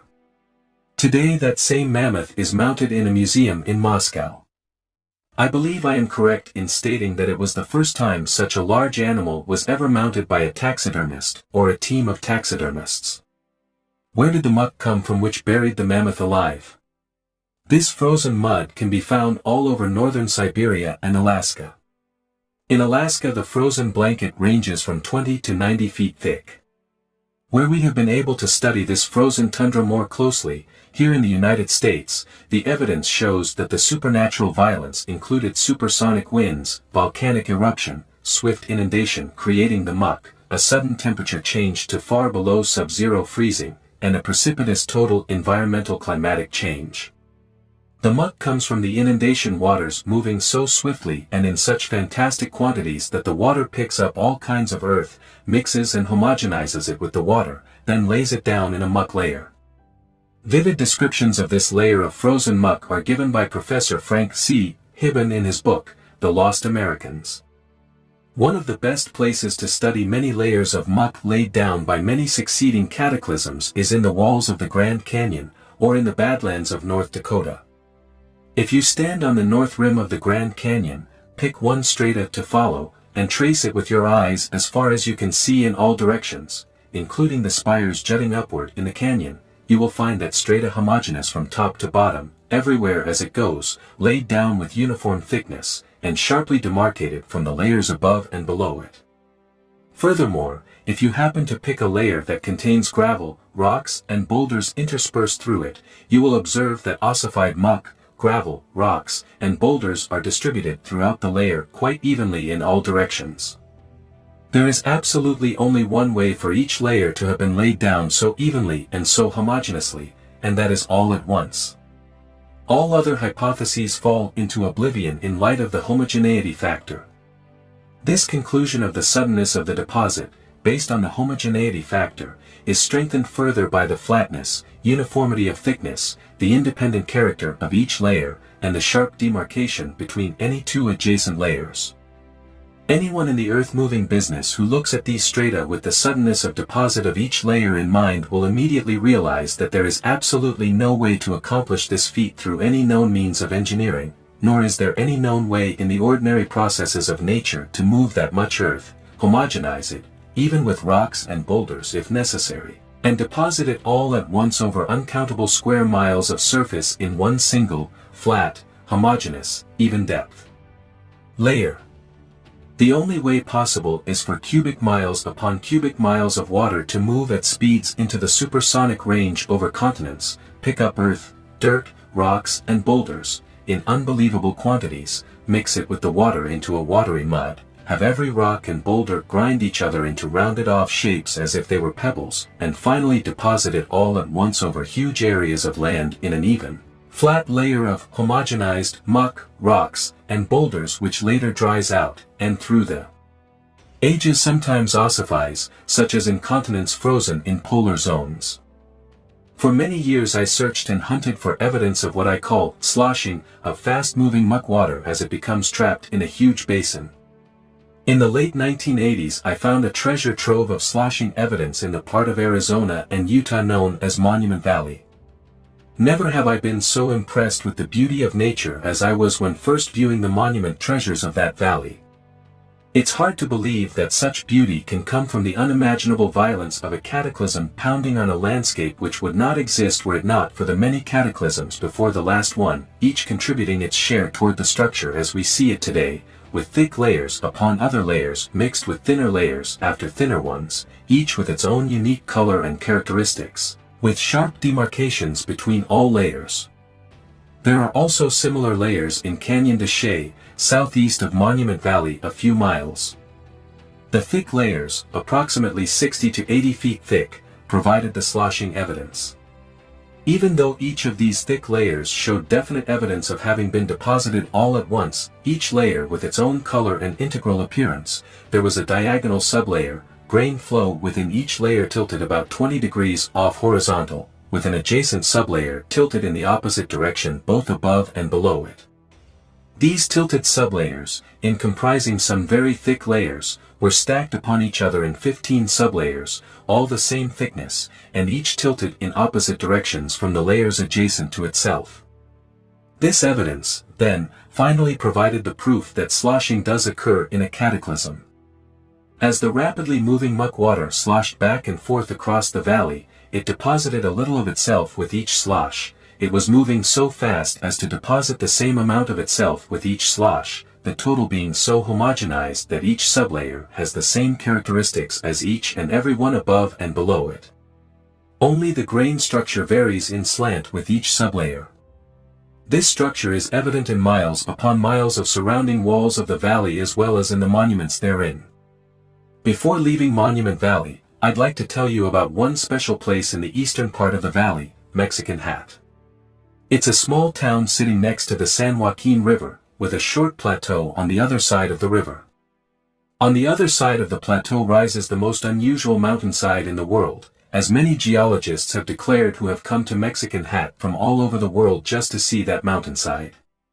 It rises about 2,000 feet into the sky, with all of the grandeur of many sedimentary stratifications, large and small, in evidence. The unique feature of the whole mountainside is that the sedimentary layers all bend over down toward the river as if they were trying to flow into it and disappear. Thousands and thousands of feet of sedimentary strata are bent over toward and into the river in this fashion. This scene is one of the most dramatic I have ever seen, proving the superviolence that occurs during a cataclysm. In this case, a huge fissure opened in the earth where the San Joaquin River flows now, the fissure being opened enough to be as a huge jaw opening to its throat with the molten layer normally 60 miles beneath. Of course, the molten layer would rise into the 60-mile throat, being 60 miles below that of seething white-hot molten everything beneath. The 60-mile thick shell presses down, while also providing a huge fissure for that pressure to push the molten stuff upward into the gaping throat fissure. Now we have the most awesome, horrific, appalling, formidable, terrifying, uncanny, ultimately violent, paroxysmic, cataclysmic collision of the forces of nature on the surface of our planet, even beyond imagination until you see for yourself, right at Mexican Hat, with the side of that mountain stopped cold in the midst of its death throes. At this point the supersonically rampaging oceans and wind hit the scene. So, we have a super earthquake so huge as to open a fissure in the whole shell of the earth, opening a path for the molten layer below to be pressed upward into the fissure, the molten invader melting the hard layer beneath that side of the mountain, the 1,000 mile/hour ocean water slaughtering the mountainside, having lost its foundations, driving it down into the huge fissure and steaming the molten stuff below into solidity, and the mountainside stops feeding itself downward into the maw. While the oceans in their fury pass on, leaving a huge part of themselves sloshing around and back and forth in the valley, plus some surviving, beautiful, picturesque monuments standing today for us to see. In other parts of the valley, upheavals of sedimentary strata in huge structures point upward, with the rock being scorched in a plethora of places. Church Rock and Agathla Rain, each has many scorched sedimentary boulders scattered around, near its base. I have read geologists' reports, and have been told by Wayne, one of the tour guides at Monument Valley Lodge, one of the nicest places to stay, that he has read geologists' reports, all telling of lava flows in Monument Valley. I have spent time through several years in Monument Valley, searching from one end to the other and even beyond the valley, for any evidences of lava. I have never found any evidence anywhere of even a suggestion of lava. All I ever could find was scorched sedimentary rock, which, from a distance, could have fooled anyone into thinking it was lava rock. I have seen dark scorched rock in abandoned gold mines near Pikes Peak, which scorching occurred during a cataclysm when the heat from the 60-mile molten layer broke through fissures in the 60-mile thick hard outer shell of the Earth, scorching the rocks in that shell. Going back to the oceans of water, mixing with earth and rocks and laying down layers and sloshing sublayers of sediment, a good measure of the speed with which the water must move over the land is provided for us by the granite blocks on the eastern slopes of the Jura Mountains in France. Deluc Sr., Von Buck, Deluc Jr., and de Sousa give us much information through their early geological observations of the dispersion of the alpine granite blocks through the mountains, valleys and lakes of Italy, Switzerland and France. Even Bakewell, through his early dissenting observations, lends more credence to the fast-moving water conclusions of the other men because of the looseness of his arguments. The great Swiss geologist Escher gave the most credence to the fast-moving water argument through his observations, which support the earliest concepts set forth by J. André Deluc Jr. in the 1820s. Let us envision the Jura Mountains as if we were looking down from an airplane. First of all, we'd notice that they are similar to the Allegheny Mountains in Pennsylvania, for they look like a giant, wrinkled-up carpet with rolling ridges running from northeast to southwest. The Swiss-French border follows the same direction in the middle of the range. You can also see that the ridges have passes through them here and there, so that a person on the ground can see northwest through one ridge to the southeastern slope of the next ridge in many places. It's a well-known fact that the Jura Mountains are non-granitic. Whatever granite exists in those mountains is still buried deep in them, they are largely calcareous. However, on the southeastern slopes of the ridges there are countless granite blocks sitting on the surface. These blocks, each weighing tons upon tons, have been traced to the Swiss Alps, across the Swiss Valley to the southeast. If you look several ridges to the northwest in the Juras, you will find the granite blocks only on the southeastern slope of the ridge, and clustered only opposite passes through the ridge adjacent to the southeast. These blocks sit on the slope at an altitude the same as where they came from in the Alps of Italy and Switzerland, 50 to 80 miles across the valley from Switzerland to where they were deposited on the Juras. In order for them to be found on the southeastern slopes of the Juras where they are, a tremendous upheaval of granite in the Italian-Swiss Alps had to occur during some cataclysmic violence, followed by water moving at such fantastic speeds as to sweep the mighty blocks of granite from 50 to 80 miles across Switzerland, over the Juras, through the passes and deposit them in clusters against the southeastern slopes of the inner ridges of the Juras. It fits perfectly with the picture of supernatural violence uncovered by Professor Frank C. Hibben in his studies of shredded and dismembered prehistoric animals in Alaska, buried and quick-frozen in and with muck, together with twisted, torn, burned and quick-frozen trees.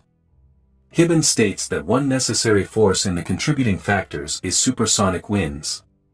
The only way of generating such winds over tremendous areas is to move the land in such a way as to depart from its normal west-to-east daily rotation, so the atmosphere, continuing its normal daily rotation, will then be moving at supersonic speeds relative to the land over which it is moving. Now in the Earth's normal rotation, the oceans also rotate west to east 1 revolution per day. When a cataclysm occurs, the 60-mile thick shell of the Earth slips in a direction differing from that of its normal rotation, the atmosphere continues its normal rotational direction, and the oceans also refuse to change their rotational direction. So, the atmosphere and oceans proceed to move over land masses which are passing underneath them in a new direction, some of the oceans and air moving at supersonic speeds with respect to the land moving in a different direction underneath. With oceans moving over land masses at such speeds, it's easy to understand how the huge granite blocks were moved from the Alps to the Juras while losing little or no altitude, and how cubic miles of earth can be picked up, mixed with water and homogenized, then laid down in an even, flat, independent layer such as we find exposed in the walls of the Grand Canyon, Monument Valley and Canyon de Chelly. Further, we can understand how the irresistibly, overwhelmingly annihilating force of the waters moving at utterly unbelievable speeds can, in the blink of an eye, obliterate entire civilizations and every vestige of anything they ever accomplished. Even in our times there have been occasions when a simple dam's breaking and releasing its waters over a small town below literally wiped out every splinter of evidence of the town and people having been there.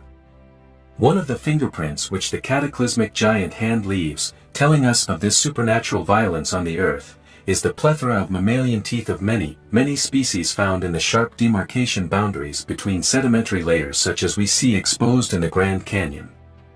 It bespeaks of animal life being pulverized, with teeth the only mammalian substance hard enough to withstand the onslaught. Some places undergo less violent winds and inundation, to be sure, and there we find traces of prehistoric civilizations which had advanced to achievements we deem impossible for that many years ago. Let's go back to Tiwanaku, in South America, to see what's there.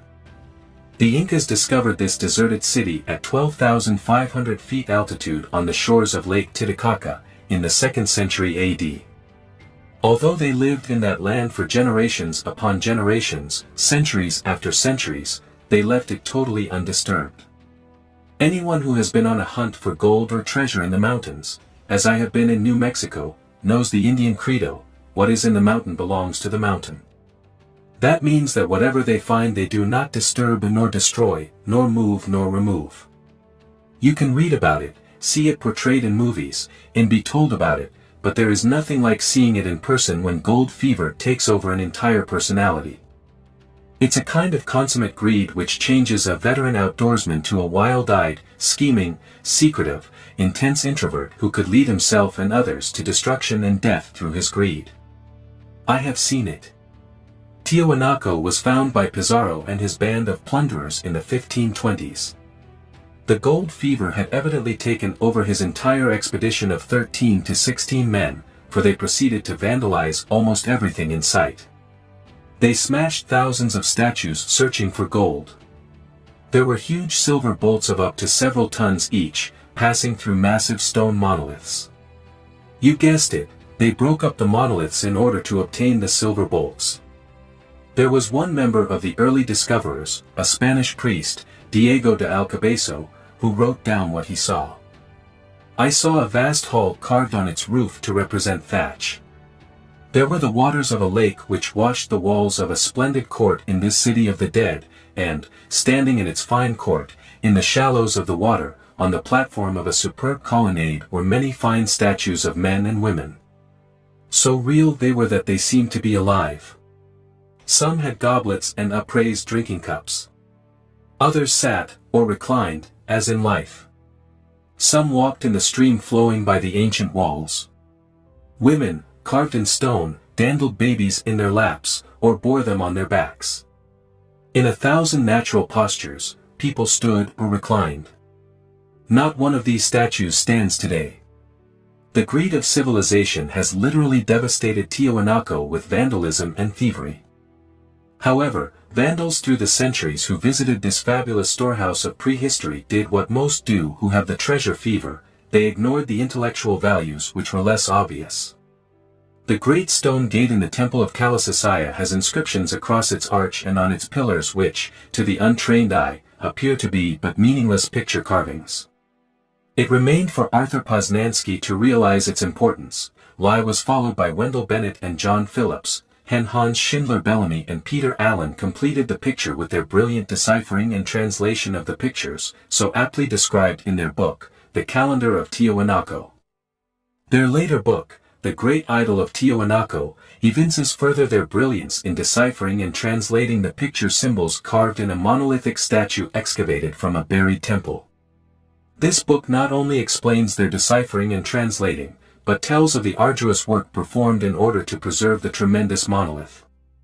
The only thing they don't explain is why Ibis' huge statue has 2 left hands and no right hand.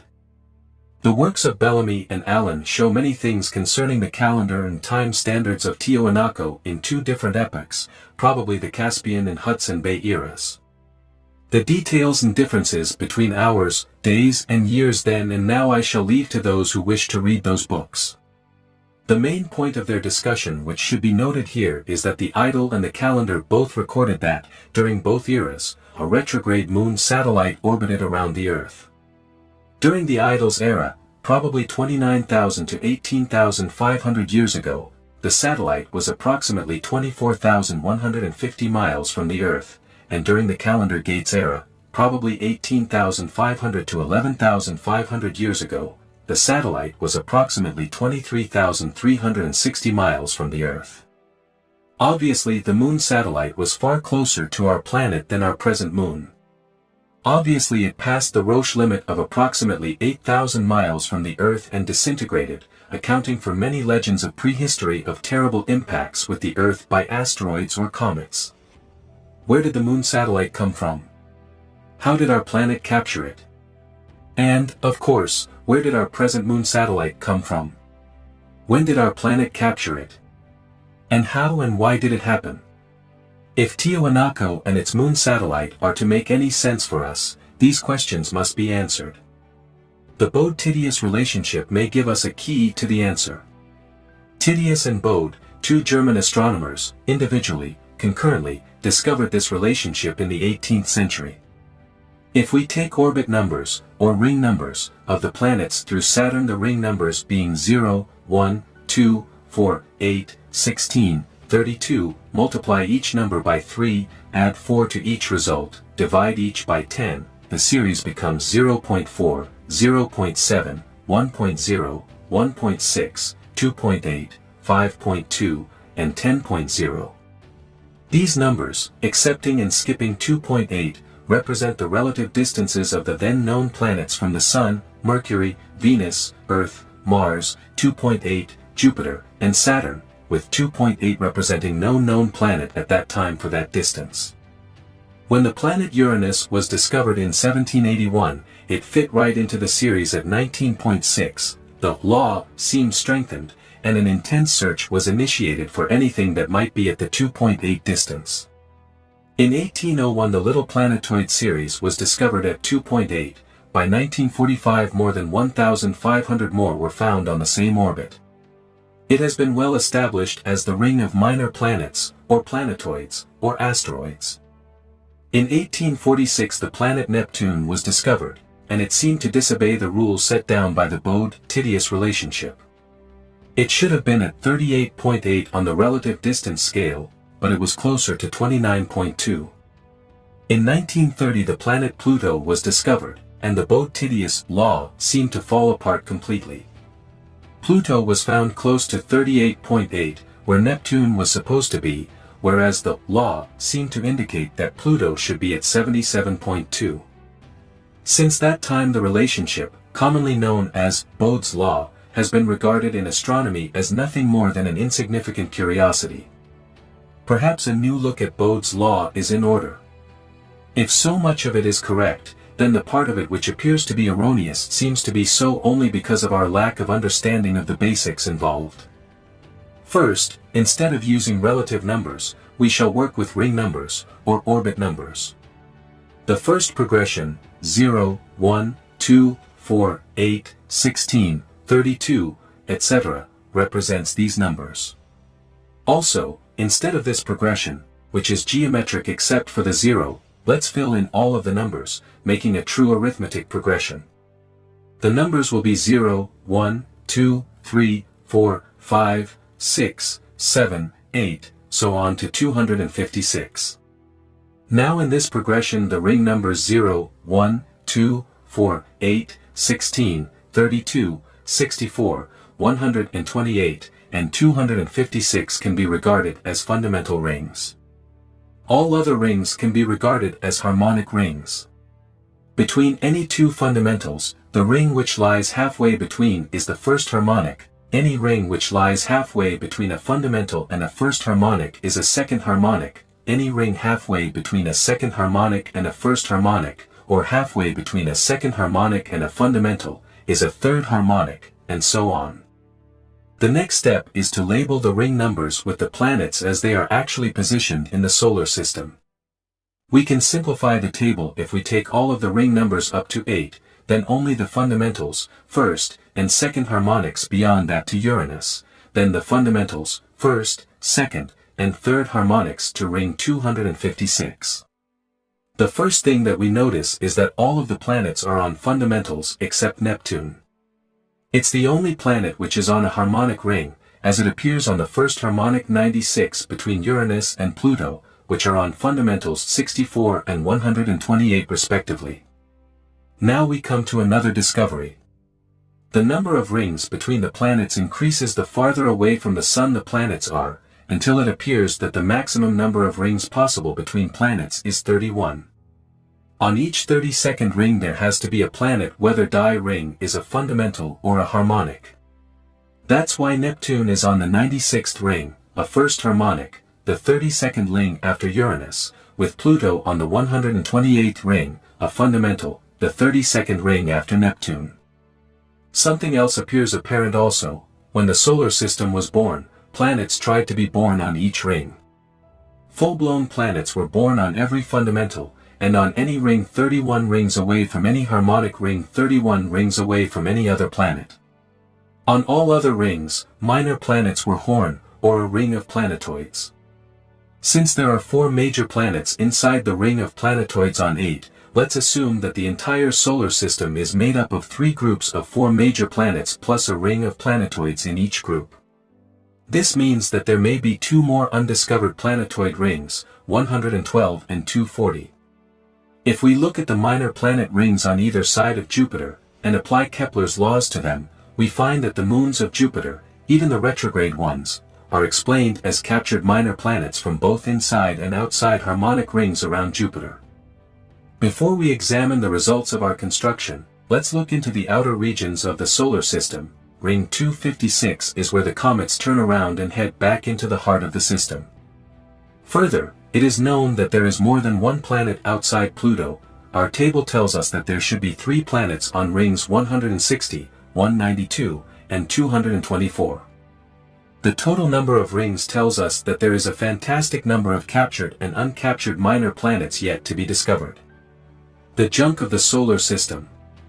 It's apparent that our present moon was created on ring 3, Phobos on 5, and Deimos on 6. Ring 7 is vacant. That presents a real challenge. Whatever happened to the minor planet from ring 7? The closeness of Phobos and Deimos to Mars tells us that rings 4, 5, and 6 close together a tremendous amount, most probably through a succession of events in the solar system causing the series of cataclysms on Earth. It's logical that ring 7 also would have closed toward Mars' ring so that Mars would have captured the minor planet from ring 7 as well as Phobos and Deimos. Once orbiting around Mars, lost, could have come close enough to Earth to be stolen from Mars by Earth and be the moon satellite so well described on the idol and calendar gate of Tiahuanaco. Further, the closeness of that satellite to Earth would be justification for the premise that lost was stolen by Earth from Mars. The multitude of legends springing from the cataclysm of 11,500 years ago about Venus moving into orbit or Venus changing her orbit most probably describe the capture of our present moon from ring 3, which in its day, eons ago, evidently was a pretty fair planet with radiation belts orbiting around the Sun. In any case, the now vacant ring 7, the records from Tiahuanaco of a retrograde orbiting moon, the plethora of impact craters on the Moon and Mars, and the mountains of dense material buried in the mantle of the Earth as uncovered by perturbed orbits in our man-made satellites, and Bode's law, expanded here to include orbits of both fundamentals and harmonics, now offer an orderly meaning to us. Instabilities in the solar system which lead to capture of minor planets by major planets may seem impossible or improbable. However, if we consider one minor instability in the solar system, in the Earth's rotation, we can believe that major changes in stability are possible. You can find it in Encyclopedia Britannica. Mention is made of 2 astronomically abrupt changes in the Earth's rotation within the last 100 years. This planet of ours is not an inertial body, it's a complex motor generator system, as are the solar system, the Milky Way galaxy, its parent super galaxy, and the universe in which we live. Realize also that astronomers of Tiwanaku recorded stability changes on the Calendar Gate and the Great Idol. In light of the fantastic stonework in Tiwanaku characterizing the civilization which ended abruptly about 11,500 years ago, we can look at other great prehistoric works in stone which stand as mysterious monumental memorials to lost engineering techniques. Here is Baalbek, in Lebanon, formerly known as Heliopolis, where 3 huge stones are fitted together to make a platform 300 feet long. The mate to the largest stone still lies in a quarry southwest of town. That mate, believe it or not, weighs over 1,200 tons. What fantastic event would cause this prehistoric civilization to leave its tools figuratively hanging in midair? And prehistoric Sacsayhuaman, Peru, where a 20,000-ton monolithic block of stone lies with its steps upside down, overturned by some prehistoric, supernatural wrath of nature, and there, as immobile as the silent boom of the kettle drums of eternity in space, stand walls of incredibly fitted huge stones. We hear so much about the stone statues of Easter Island. There is also a wall of gigantic, precisely fitted stones, suggestive of the same civilization as Sacsayhuaman and Baalbek. Giant stone statues are nor exclusive to Easter Island, they can be found in the Tuamotu archipelago, on Nuku Hiva, Facha Hiva, Ravavi, and Pitcairn, and in Colombia, Ecuador, Peru, and Bolivia. Those statues on Easter Island which were buried up to their necks and recently excavated showed a geological environment the significance of which eluded the excavators. The lessons learned from the stratas in the Grand Canyon, Monument Valley, and Canyon de Chelly teach us to look for homogeneity, and there it is in the dirt walls of the excavations around the gigantic statues. They were all buried once in a colossal inundation. It appears to be the reason for the tools being figuratively left in midair in the quarries of Easter Island as well as those in Baalbek. Mother Nature performs her own works in stone which can serve as time clocks for us.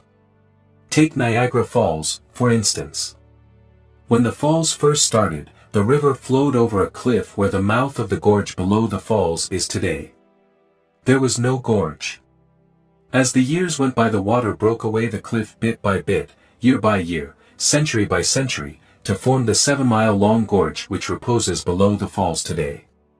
For the past 100 years the breakaway of the Canadian Falls has averaged approximately 4.5 feet per year. When the falls were young, when the gorge's first 2 to 3 miles or so were being carved out by the river, the breakaway was faster since the falls were narrower, the depth of water passing over the cliff deeper, and the height of the cliffs greater. A reasonable early breakaway figure would be 6.0 to 6.1 feet per year, which would make the age of the falls and gorge below them about 7,000 years, the birth of both falls and gorge coinciding with oceanographic data which tells us that the oceans all over the world took a sudden rise of over 200 feet, and stayed risen, gradually lowering in height since then to their levels of today. St. Anthony's Falls in the upper Mississippi River in Minnesota bears another telltale story in nature's series of recording time clocks. The gorge below those falls is 8 miles long. Over the past century the breakaway has averaged 5.5 feet per year. If we repeat the same reasoning processes that we used in analyzing the gorge below Niagara Falls, we come up with the same figure for the age of St. Anthony's Falls and the gorge below them, approximately 7,000 years.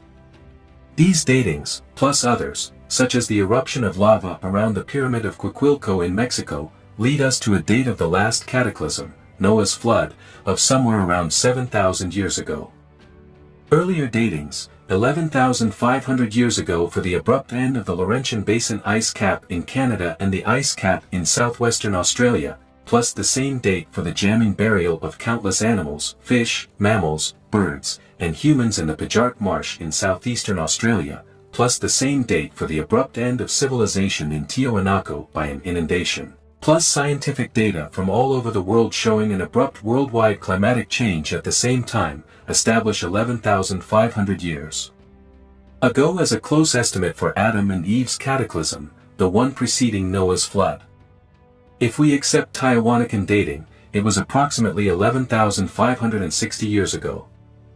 Isn't it interesting that the New Stone Age and the Old Stone Age datings coincide with the times of Noah's cataclysm and Adam and Eve's cataclysm?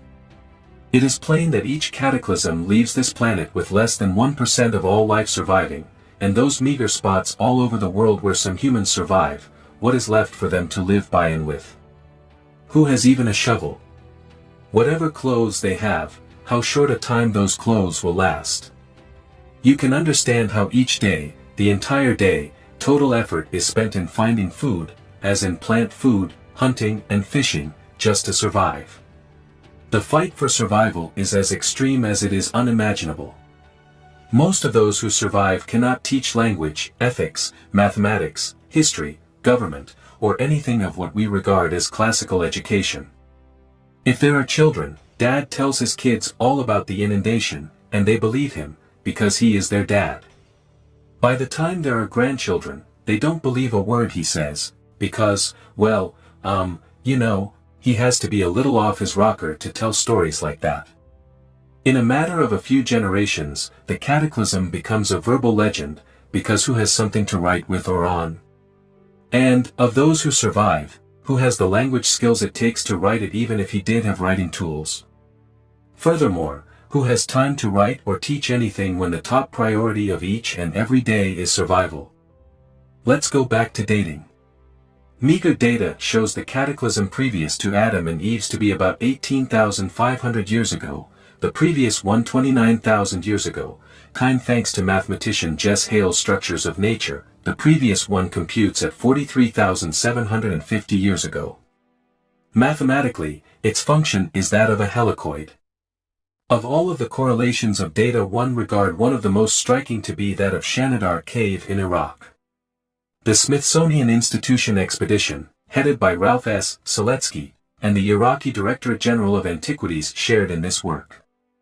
Carbon-14 datings showed the boundaries between layers laid down by successive civilizations to be commensurate with the dates of cataclysms of 7,000, 11500, 18,500 and 29,000 years ago, plus the incredible fact that no carbon-14 was deposited in the cave during the Caspian Sea North Polar era from 29,000 to 18,500 years ago. It is entirely logical, since the cave would have been so close to the North Pole as to plausibly have been closed off by a polar ice cap. Consequently, no living matter could have entered the cave, and it takes living matter to absorb carbon-14 for us to find and date. This crude cave is as much a memorial to the last four cataclysms as Tiahuanaco.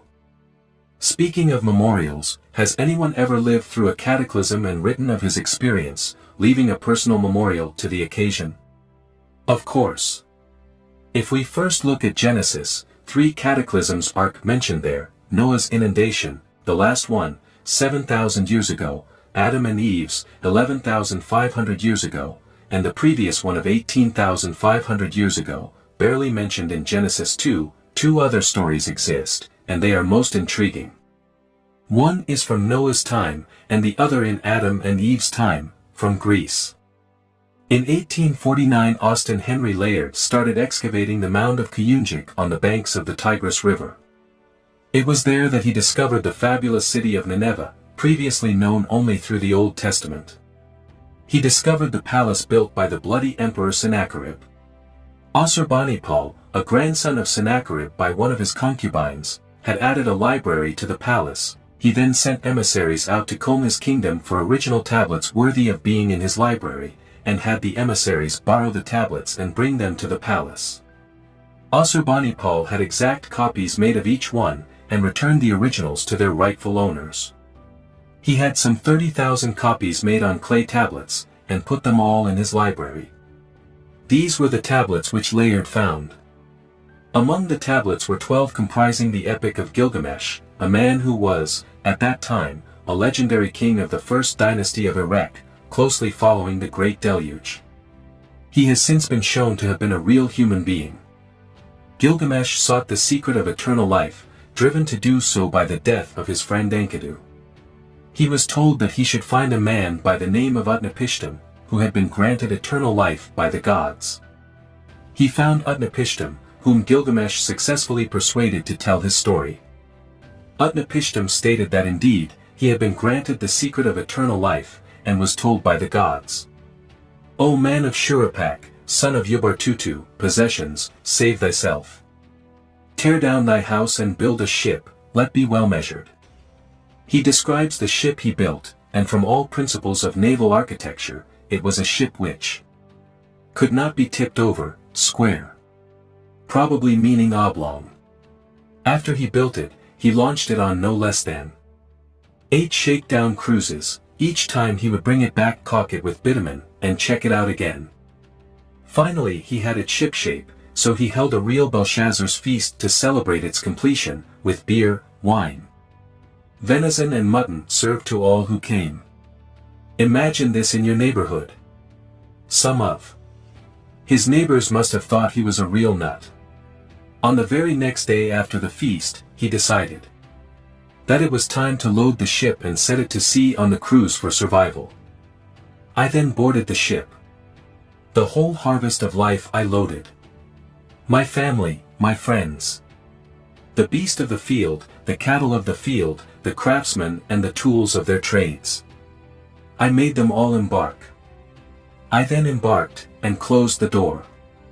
As soon as a gleam of dawn shone in the skies darkened, black clouds gathered, inside them Adad thundered. Soon all light had turned to darkness, brother could recognize brother no more. The animals of the skies can no longer see each other. Utnapishtim then describes the onslaught of the storm which generated sheer, all-out terror in the ship. Following that, for 6 days and nights wind and flood marched on. The holocaustic wind overwhelmed the land. When the 7th day dawned, the ill wind was stilled, the oceans, the flood, which had waged war like an army, was ceased. I opened the window, and beheld the devastation, and all mankind was turned into mud. As high and as flat as the rooftops lay the swamp.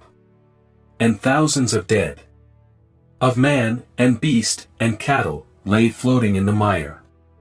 He then proceeded to describe the bumping into the mountain, the releasing of the 3 birds, the bringing back of the leaf, followed by disembarkation, the building of an altar, and more. Addendum. Since going to press, an astronomer in Australia named Dr. Arthur Bless has observed a progressing phenomena which he has no idea is directly related to the next cataclysm. He has observed, through monthly measurements of the sun's surface temperature over the past 5 years, that the sun's temperature is decreasing at a rate which predicts that it will go completely out by 1999 or 2000. What he cannot predict is that it will reignite very shortly thereafter. What he has discovered is an authentication of the start of the next cataclysm, predicted in the Adam and Eve story through scientific rationale, and by Nostradamus, Casey, and Scallion through clairvoyance.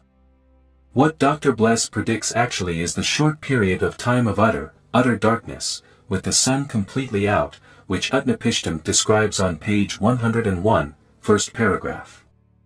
It's interesting that Bless authenticates the extremely unusual, black darkness which Utnapishtim describes as immediately following daybreak.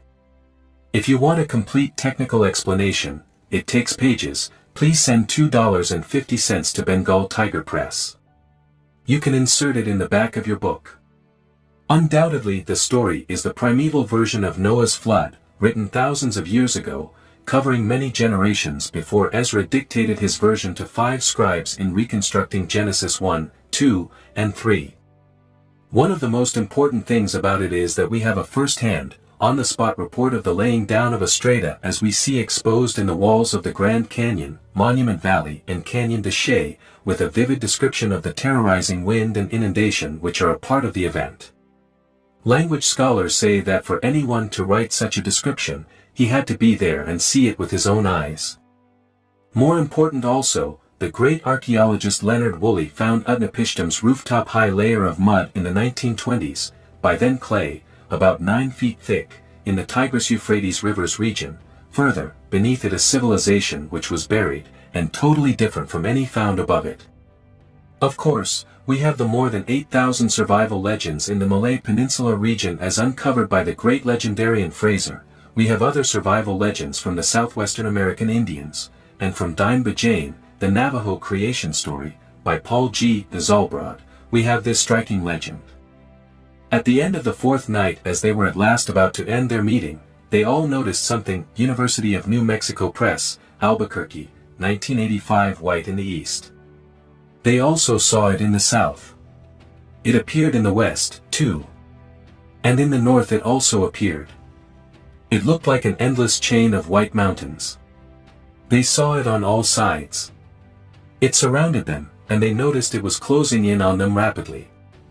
It was a high, insurmountable wall of water. And it was flowing in on them from all directions, so that they could not escape. Neither to the east nor to the west, neither to the south nor to the north could they escape. So, having nowhere else to go, they took flight. Into the air they went. Higher and higher they soared, it is said. From this description of flight, and from following parts of the legend, it is my interpretation that the entire legend is one from the cataclysm of 11,500 years ago. It would take years of work on my part to nail down the time of that one legend. I don't have years. Let's take the story which we know is from 2 cataclysms ago. Historians tell us that for a 4,500-year period before 7,000 years ago there is no written history from anywhere in the world. India, Greece, and Egypt follow this characteristic. It's interesting that 7,000 plus 4,500 equals 11,500 years ago, isn't it? In light of the priests of Egypt telling Solon of a great antediluvian Hellenic civilization, let's take a look at the Greek alphabet. It is written today as it has been for all of written Greek history, but the pronunciation is not the same. In the time of Euclid, the pronunciation was changed to the slang of their time, it is told. Let's compare the modern and old. Alpha, alpaha, epaha. Beta, beta, beta. Gamma, comma, comma. Delta, telta, telta. Epsilon, epsilonom, epsilonom. Zeta, zeta, zeta. Eta, etha, etha. Theta, thethahaha, thethabieha. Iota, iota, ioa. Kappa, kappa, kappa. Lambda, lambeta, lambeta. Mu, mu, mu. Nu, ni, ne. She, xi.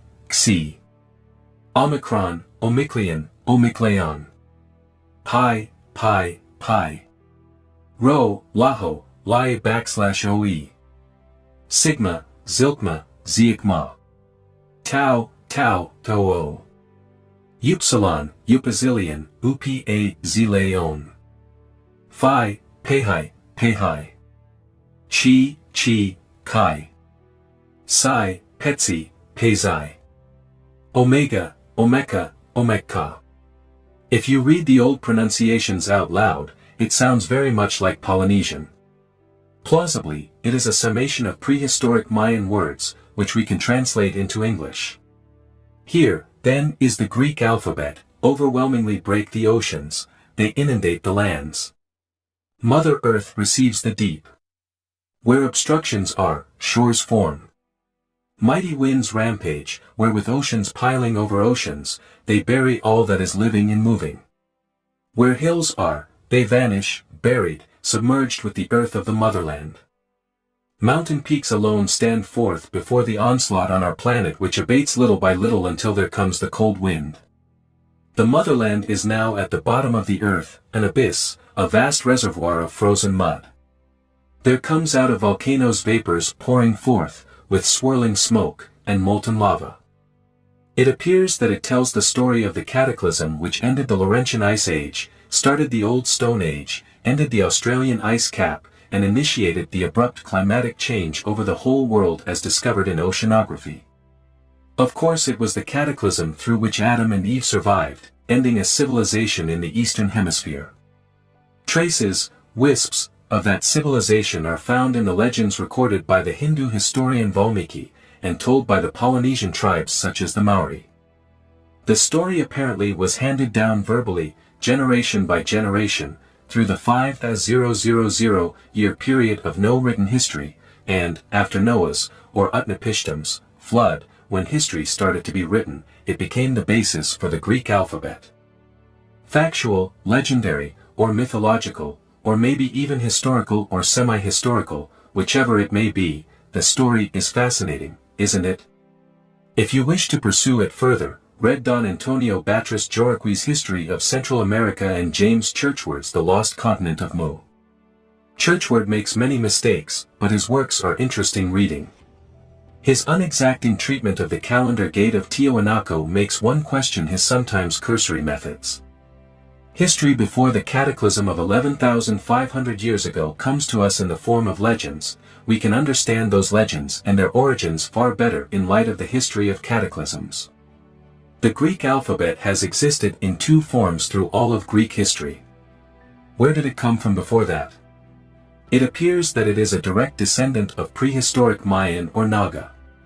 Perhaps the answer lies in the megaliths, runes, and glyphs ranging from the Mato Grosso to Deutschland, Finland, England, and Friesland.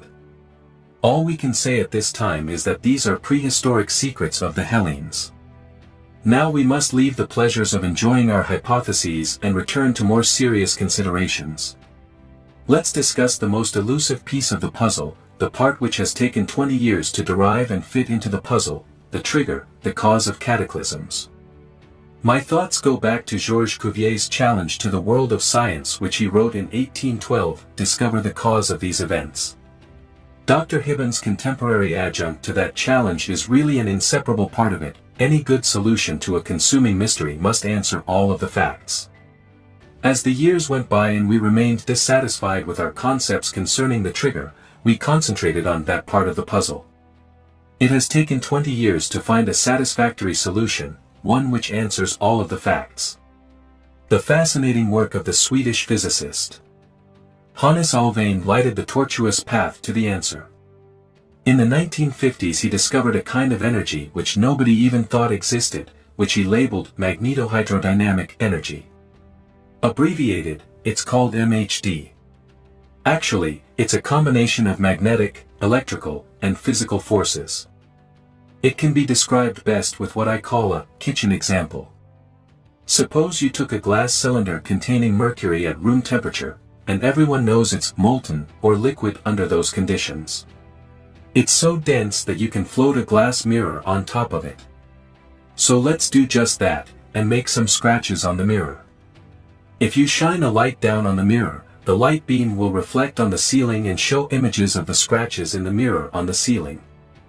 Now let's put an agitator, like a miniature version of a washing machine agitator, in the bottom of the cylinder of mercury, with a shaft or axle going through the bottom of the cylinder, and fastened to the agitator.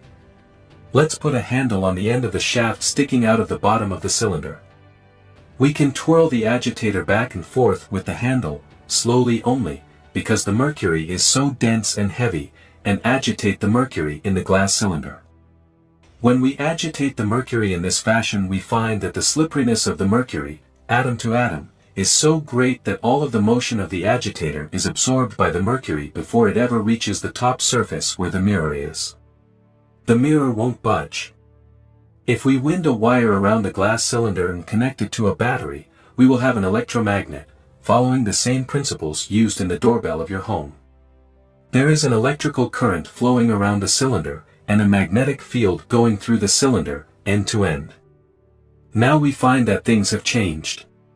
When we rotate the agitator back and forth, the mercury acts as if it were a plastic, or near solid.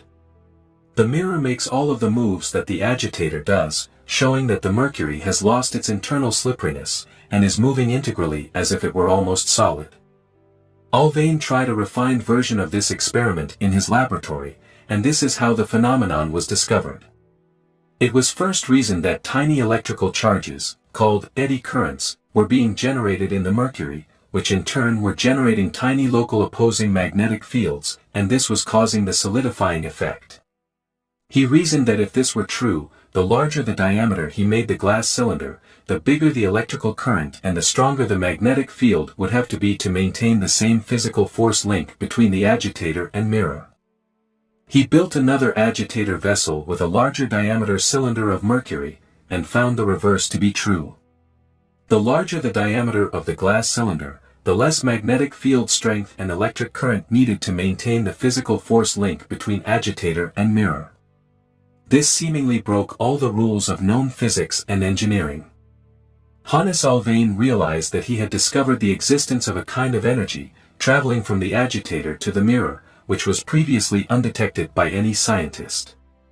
His rigorous mathematical work in expanding James Clerk Maxwell's three ingenious equations for expressing electromagnetic radiation, radio broadcasts to you, showed that there were electrical, magnetic, and physical force fields acting as a combined field between the agitator and mirror.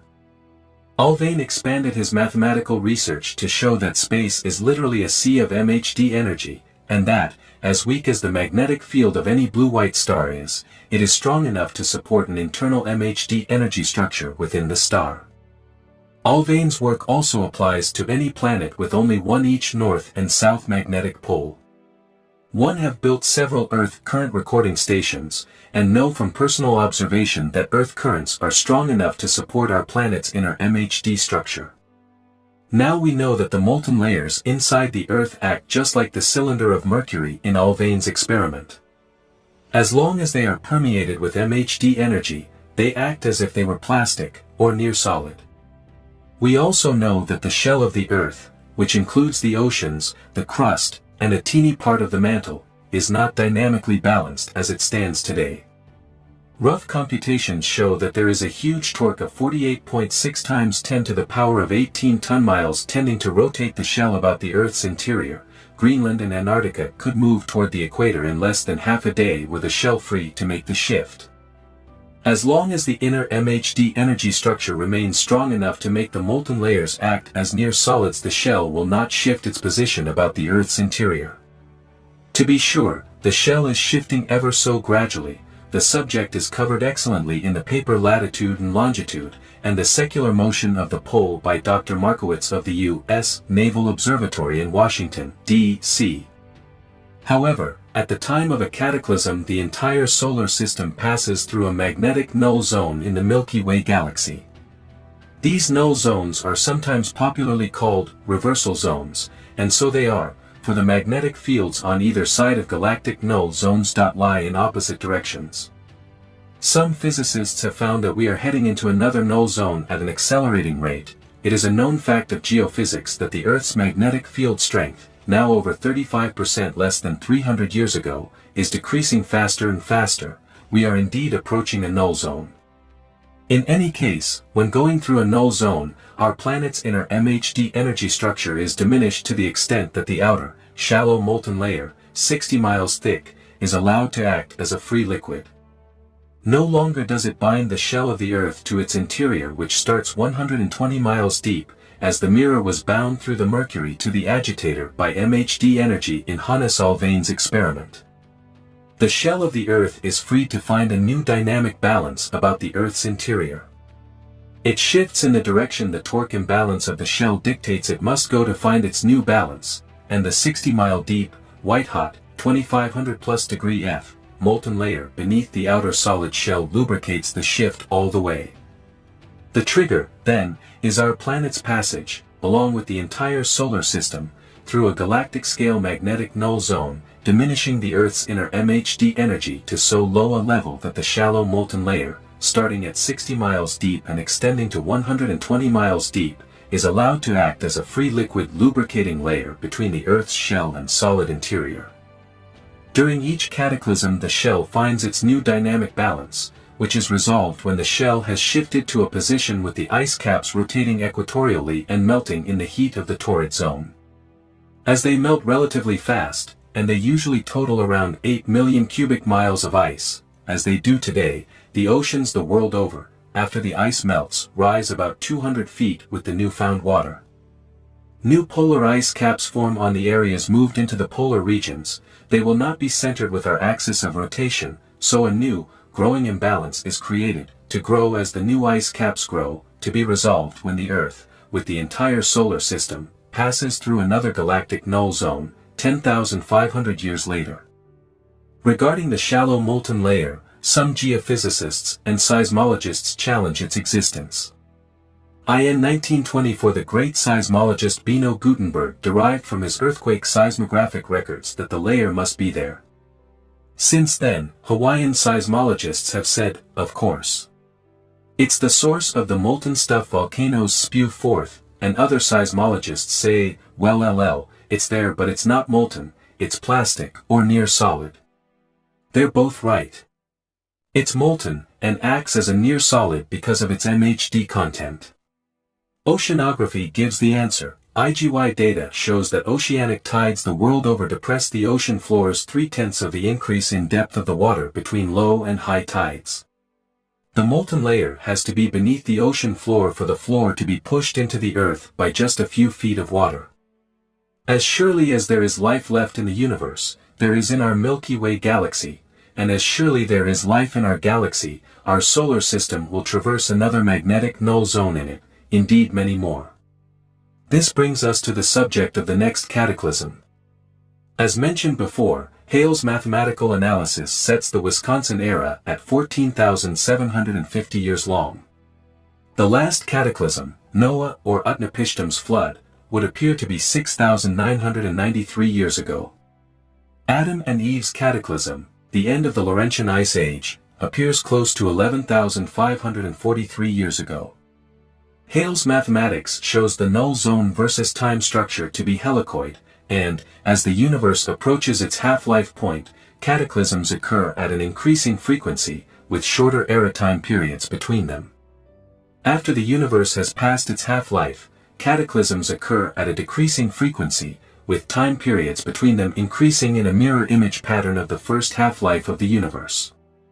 It appears that our universe's half-life was in the middle of the Sudan era, which means that we are in the first of longer eras after the Sudan Basin which embraced the half-life point. Our Arctic era mirrors the Hudson Bay era, which was of 7,000 years duration. Of course there were many eras preceding the Wisconsin era, and there will be an equal number following the unknown era. You can see that the dark period of no written history was the Sudan Basin era. Let's look at prehistory from a different viewpoint now, from the standards of our present civilization. We can see that it takes over 5,000 years just for man to stagger back to his feet through a stone age and forced ignorance. It takes him another 1,000 years to learn to travel intelligently, to begin to overcome superstitions, to establish worthwhile communications, to bury prudery enough to make any significant progress in medicine. The progress of civilization can be measured by the change in man's attitude toward woman in childbirth, red devils, drugs, and doctors by Howard W. Haggard, M.D. I can remember when the obstetrician was considered the lowest of the low in the medical profession. The male inferiority complex is manifested throughout history starting with the Old Testament, in 7 centuries of the Inquisition, when 98% of the 3 million burned at the stake were women, through property rights, inheritance and voting laws, through income inequalities, and through burgeoning rape worldwide. Has he outgrown it yet? If we look to our technical accomplishments, which have taken us over 6,900 years to achieve, think what we could do if we had 10,500 years. We would be in space as commonly as we walk around the block.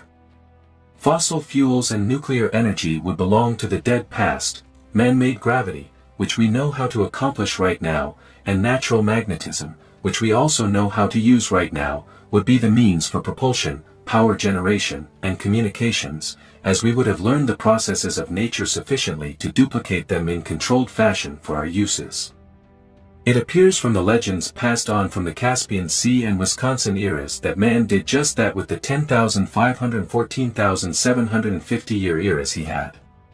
Valmiki writes of Vimanas, of the Brahma weapon and Indra's dart, of celestial chariots, and more.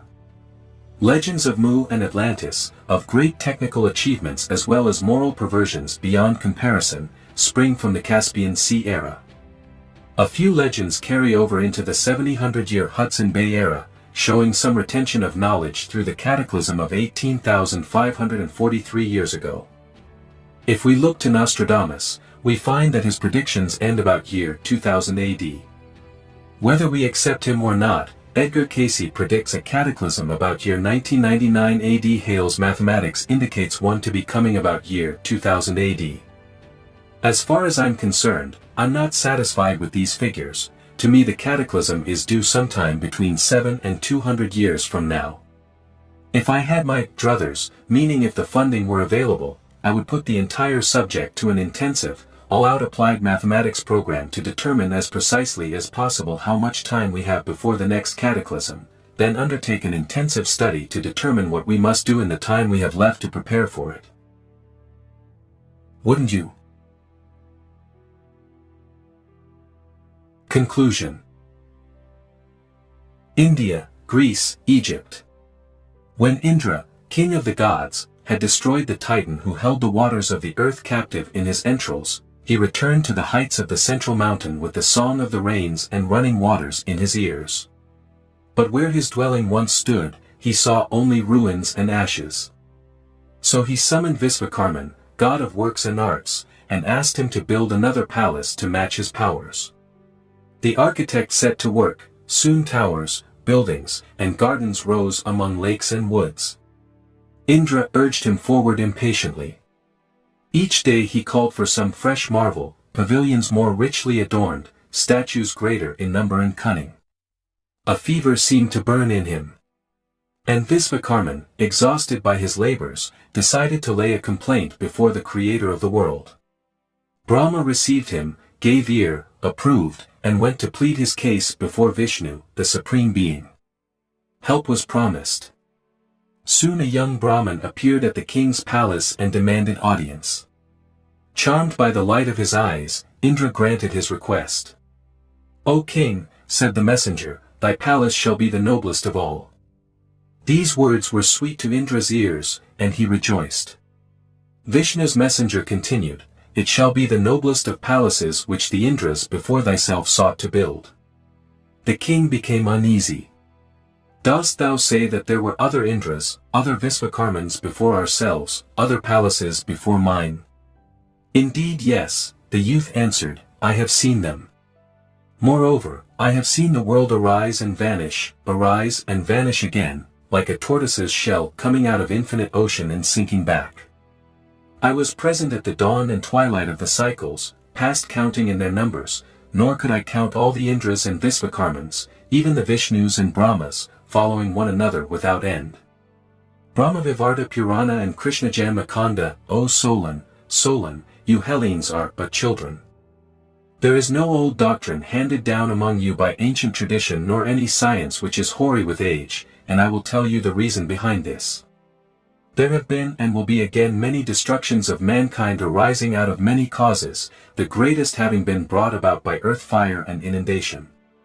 Whatever happens thither in your country or ours or in any other country of which we are informed, any action which is noble and great or in any other way remarkable which has taken place, all that has been inscribed long ago in our temple records, whereas you and other nations did not keep imperishable records. And then, after a period of time, the usual inundation visits like a pestilence and leaves only those of you who are destitute of letters and education. And thus you have to begin all over again as children and know nothing of what happened in ancient times either among us or among yourselves.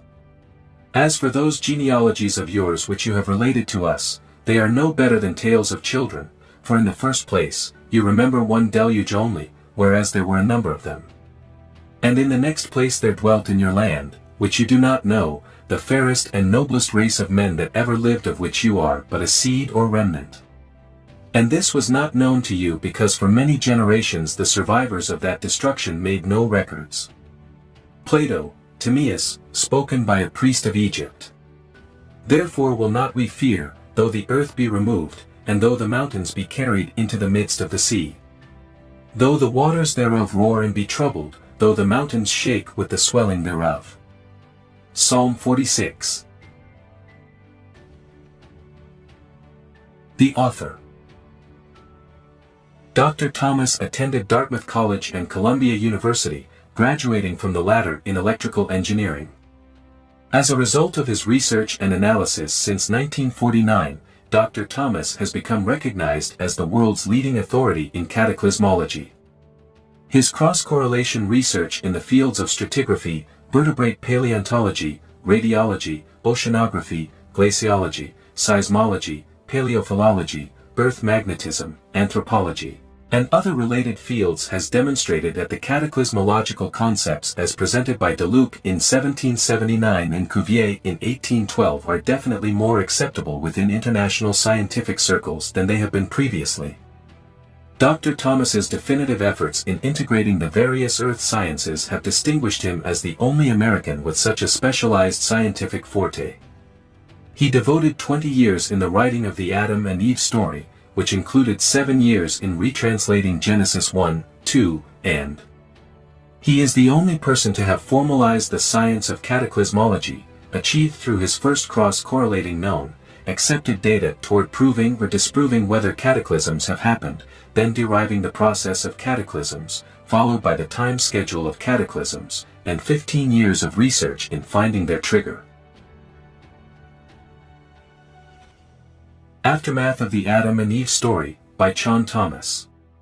To the wolves of the night who, on hearing the winds of the past, howl into the future. Life is a brief master, an episode, a tick of the clock. There is so little time to learn from the past. Aftermath. Cataclysms affect us in every conceivable way imaginable. They leave nothing untouched.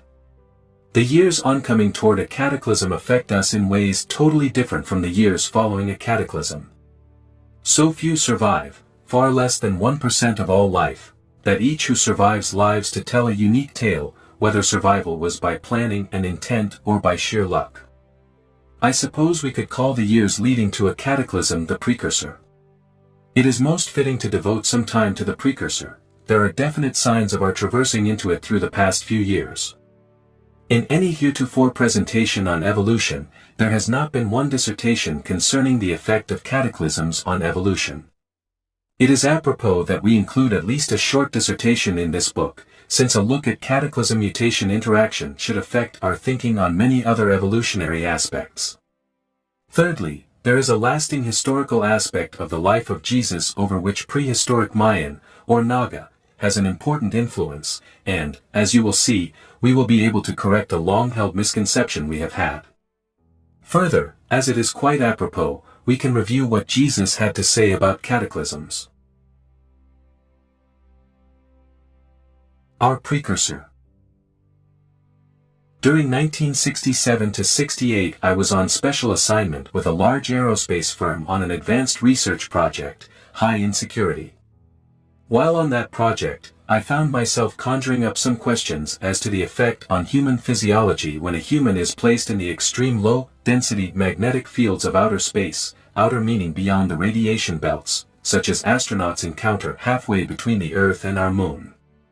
On my own time I worked with molecular structure of proteins in the human body, and on the possibility of the low-density magnetic field environment having a carcinogenic, cancer-generating, effect. It only took me a few weeks, and I arrived at two conclusions. First, the protein structure such as in the muscles and connective tissues would literally come apart after about 3 months in that environment, and second, in the same duration of time any person in that environment would be subjected to a general malignancy, cancer, from head to toes. I wrote a brief paper on the results of my study and submitted it to my supervisor.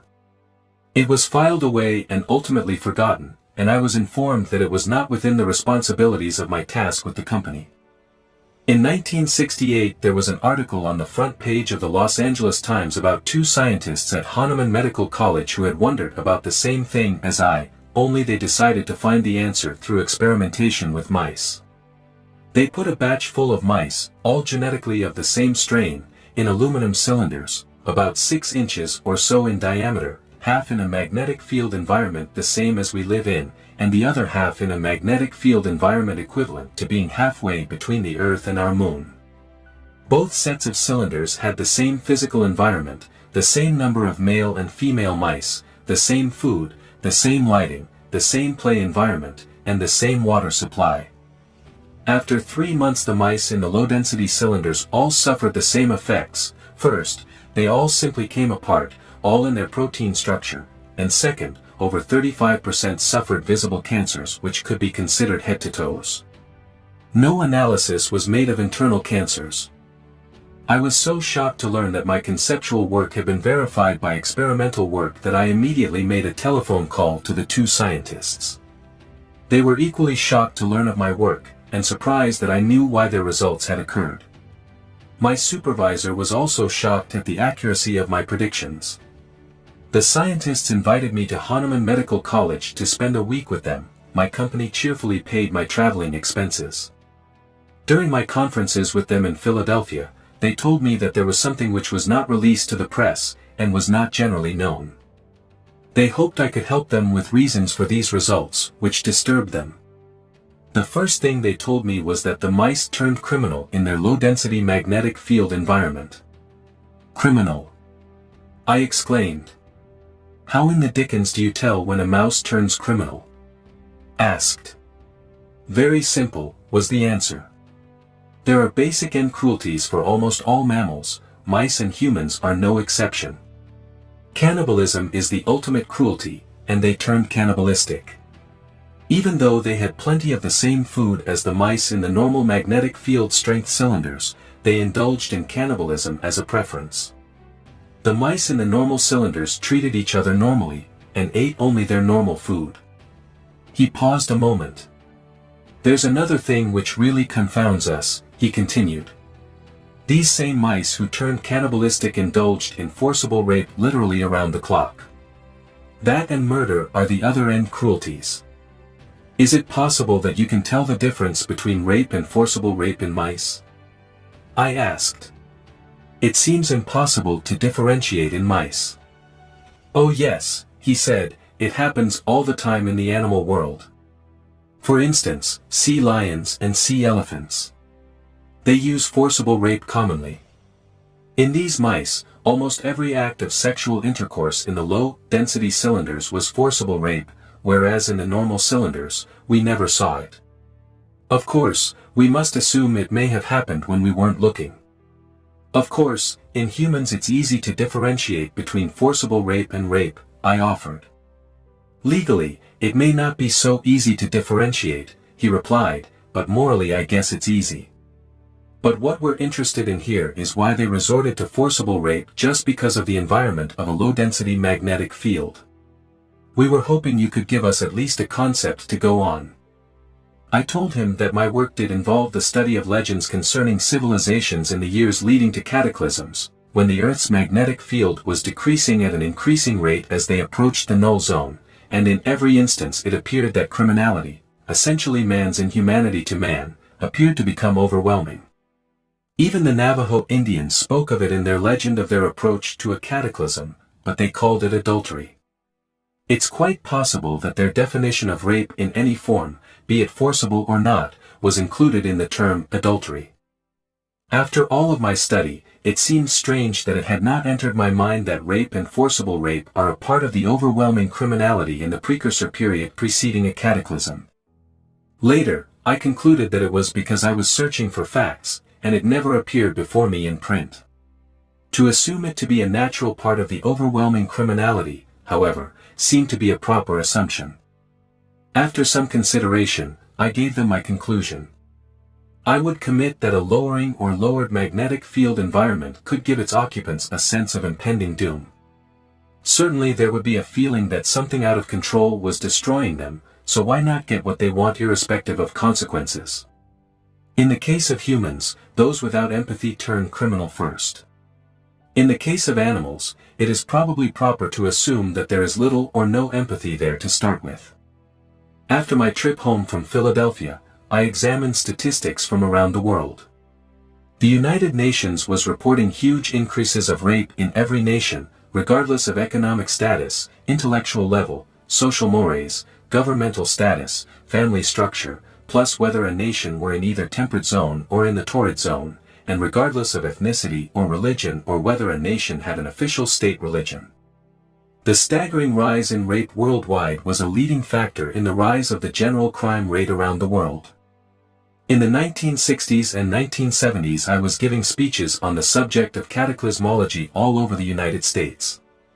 I remember predicting, after presenting the whole picture, that by 1990 crime would be at such a level in our country that the law enforcement agencies of our nation would not be able to cope with it. Those of us who are old enough to remember see everyday traffic violations that would have immediately drawn citations now ignored by the police. They are simply too busy. It has gotten so that detectives are so busy that they cannot investigate your case if you are a victim of an attempted murder. They are too busy investigating actual murders. If you are a victim of a $100,000 or a $400,000 fraud, they cannot be bothered with you. They are too busy investigating frauds in the billions of dollars. That includes attorney generals and staffs plus district attorneys and staffs plus the SEC and federal courts. The crime side includes confidence artists, top executives, bankers, savings and loan executives, management personnel, family men, thieves, burglars, addicts, those who sell to addicts, murderers, and almost any level of society, from notables to homeless. This brings up an extremely important issue. As sure as the sun rises in the east and sets in the west, the time will come when you must decide whether you desire that you and your family should survive the next cataclysm. You will have to decide how to survive over the long term afterward, if you do survive. You must pick a place to survive where survival is possible, the most likely place being on the eastern side of a mountain top which will be accessible when the time comes. Most important of all, you will have to find a way to protect yourself and your family through the criminally worsening precursor years and the following aftermath years. Surely you will have to have provisions, tools, lumber and supplies with which to build a storm refuge from the cataclysm, clothing, first aid, medical books, binoculars, firewood, means to start a fire, and a library with which to teach the young. Include the Ciba pharmaceutical volumes by Frank Netter, MD. Further, include my book, Natural Childbirth Self-Taught *, the only book written on the subject, and I have been teaching natural childbirth for 43 years. In the preceding paragraph, I started by saying most important of all, etc. How will you protect your family against attack when the police can't?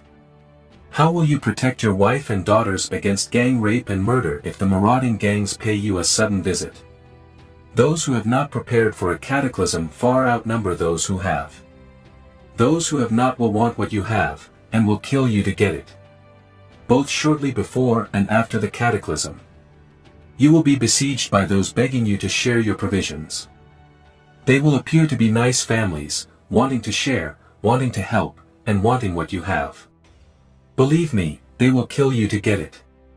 If you look at history, let alone prehistory, when those who have no protection, the have-nots will kill the haves to get what the haves have. And they will destroy it to get it. Are you ready to make an instantaneous decision to protect yourself and family? A decision which will make the lives and safety of yourself and your family inexorable. If you wait to see if your visitors have evil intent so that afterward you can take protective action, you and your family will wind up murdered, raped, and dead. And history dictates that you will be tortured just as a means of supplying your visitors with pleasure. Survival is not a nice or easy picture to paint when all of the forces intended to protect and defend you have completely vanished. If you live at the time of a cataclysm, and have the time to prepare for it, you will have to assume attitudes and perspectives, principles and actions, and willingness to act, in multifaceted ways you never dreamed you would in order to survive. You will have to abide by the law until there is no law, then survive by the rules necessary to make survival possible under all potential onslaughts. How do you know when it is time for a cataclysm? The answer is simple. Go to a store soon where you can. Purchase a top-quality magnetic compass, one wherein you can lock the free north-south indicating needle in any position you desire. The bigger it is, the better off you are. Then purchase an accurate stopwatch. Take them home and put them by your bedside. Have a paper under the compass with two diameters marked off at 90 degrees to each other in a circle larger than the diameter of your compass. Put your compass on the paper, centered within the circle. Unlock the compass needle and set it on north. Set the compass case so that its north coincides with the compass needle, and place the paper underneath so that one of its diameters is on the north-south line of the compass needle and the compass case. Tape the paper in place. Put the compass back so that its needle is pointed north, along the north-south line on the paper underneath. Then to bed and have a good night's sleep. In the morning, hold the compass steadily as it is positioned in the circle beneath it, and lock the needle in place. Then turn the compass case left or right 90 degrees, use the 90-degree line on the paper underneath as a guide. Hold the case absolutely still, then release the needle. The needle will then swing toward north, and oscillate back and forth, diminishing in its swing a little each time. With the stopwatch, observe the time necessary for the compass needle to stop oscillating from its release time to first quiet settle down time. There will come the day, if indeed we are going to enter the galaxy's magnetic null zone as soon as the mathematics tables indicate we will, that you will find the settling down time increasing, as the needle's oscillations will become sluggish. It could be that the time for settling down will stay nearly the same, but the number of oscillations required for the needle to settle down will decrease. So, perhaps in addition to recording the stopwatch time duration, also record the number of oscillations required for the needle to settle down. Either way, you will discern by your data that indeed, the Earth's magnetic field strength has decreased to a critical level. Now, take your family and your entire survival storage to your retreat. I hope you will not have waited this long to pack it and get it ready to go. Leave behind everything you can do without. Be sure to take with you whatever instruments, and the supplies for those instruments, needed for your protection and survival. Be sure your family is well trained in their use. There is a mathematical law that any predictions based on extending existing data are subject to the possibility of a fifth-degree error. That means that any prediction for the time of the next cataclysm is subject to that error, and nothing can be done about it. Do you know that the law applies equally to the President's and House of Representatives and the Senate's ability to form an annual federal budget? They can't fix a budget and stick to it. The best they can do is guess estimate. In the case of the magnetic compass, it experimentally establishes a known data point each day, so you will always know within a day whenever your prediction should be. If 2000 AD passes by without a cataclysm, the best thing for you to do is to stick with it and maintain your vigil. When the day does come, you will be happy to have advance notice, as short or long as it might be. It was found that in Tiwanaku the populace was caught entirely off guard, with people doing what they normally do. Everyone was caught, completely surprised, in the unbelievable magnitude and suddenness of the maelstrom of a cataclysm's precipitous onslaught. If you choose to go all out with your survival preparation, do decide to indulge in some heavy work in pouring concrete, with walls and ceiling up to 4 feet thick, with extremely heavy steel reinforcing, on the eastern side of the peak of a top-high mountain.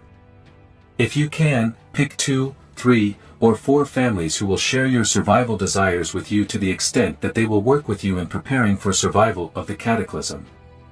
Be sure to have families who can get along together extremely well, have good, strong teenage children who can be friends, have record-keeping capabilities to keep records of marriages, births and deaths, have family trees for records also.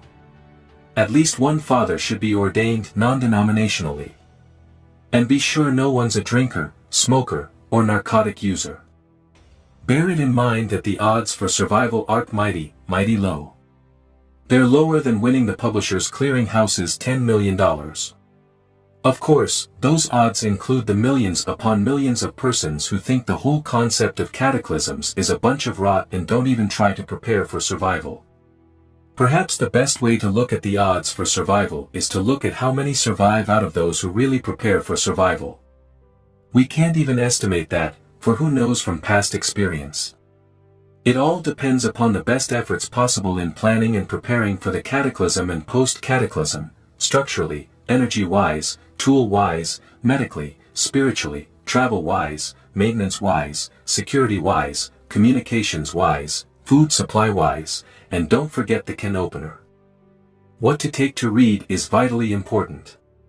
What tools are necessary to take is of ultimate importance. If you do not survive, do remember that death is but a stepping stone. Everyone goes through its portals. Further, what a way to go. How many humans ever get to see a cataclysm?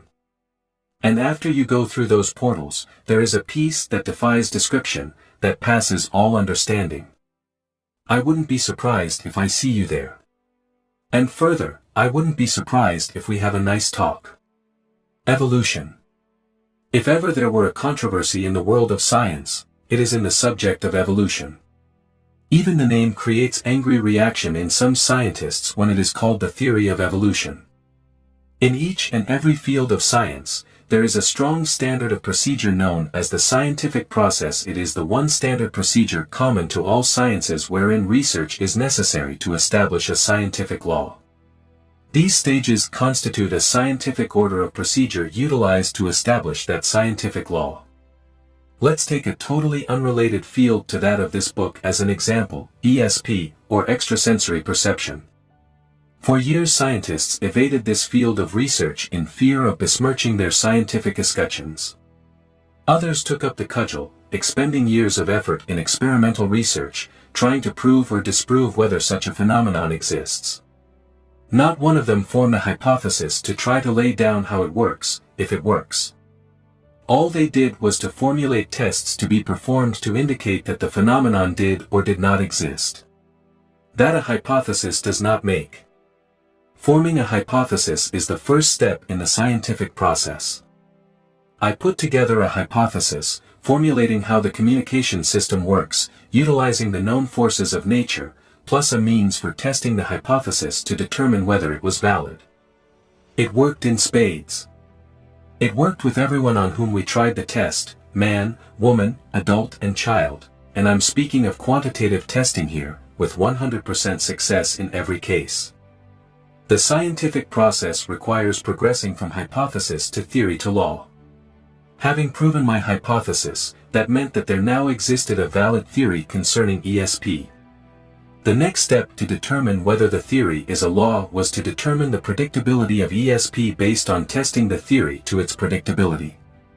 This is an extremely difficult factor to test in the field of human experience, because human events are not immutable. If you feel that an event is going to happen to you which you do not want to happen, you can change circumstances to prevent its happening. Then how could you prove that it would have happened if you had not changed circumstances? If you had not changed circumstances and it did happen, how could you prove that you knew it was going to happen? Predictability was extremely difficult as a test. I won't go into the complex details, but we were able to prove predictability under controlled circumstances. That meant that we definitely had a firm law on our hands. I took that law and formulated a course that could be taught. UCLA welcomed my course into their experimental college, where I taught it to 140 students with extreme success for 4 quarters. Those 140 students were 140 new students each quarter for 4 quarters, making it 560 students I had taught. I entered this task with the haunting doubt in my mind as to whether I could teach students how to perform ESP in large groups, even in subgroups doing their own testing in 20 groups of 7 each. I was amazed to find that there was no communication interference between groups. Each group was independently performing its own communications. It was a further test of predictability, even though I had serious doubts as to whether it would succeed. I had previously taught ESP only one-on-one. The law was strengthened. By the way, the course was very popular, with a long waiting list, I was told by the administrator. By all scientific measurements, the theory of evolution is but a rank, raw hypothesis, based on 2 counts. Let's look at those counts. First, it is assumed that evolution of the species is a gradual process of improvement. If so, why do we see as universal the gradual degradation of the species? Why does performance of the pancreas diminish on a percentage basis as the years go by? Why has diabetes become so prevalent in just 3 to 4 generations? Why have intelligence levels lowered so markedly? Why has the percentage of students not wanting to learn increased so markedly? Why has crime increased and empathy decreased so markedly? Is that improvement? Why has teeth structure so deteriorated in so many places of the world? Why is it that so few have a natural resistance to tooth decay? Why is it that so many have no resistance to tooth decay? The military, in scientific curiosity, established a research program involving those in the military who had absolute resistance to tooth decay. There were not many who qualified to participate in the program. Why? Nobody knows. Those running the tests and analyses never did find out how and why those who were immune were immune. Gradual improvement of the species cannot be measured by bone structure alone, combined with assumptions. We're surrounded by gradual degradation. The second point is that nowhere do we find any analysis of evolution by mutation. Mutation is a sudden change, usually from one generation to the next, sometimes extensive change sufficient to completely hide the preceding generation, sometimes small enough to allow a reasonable analysis. Let's look at how this comes about. During a cataclysm, the turbulence surrounding our planet is sufficient to completely disrupt the high-altitude structure which shields the Earth from the deadly cosmic rays.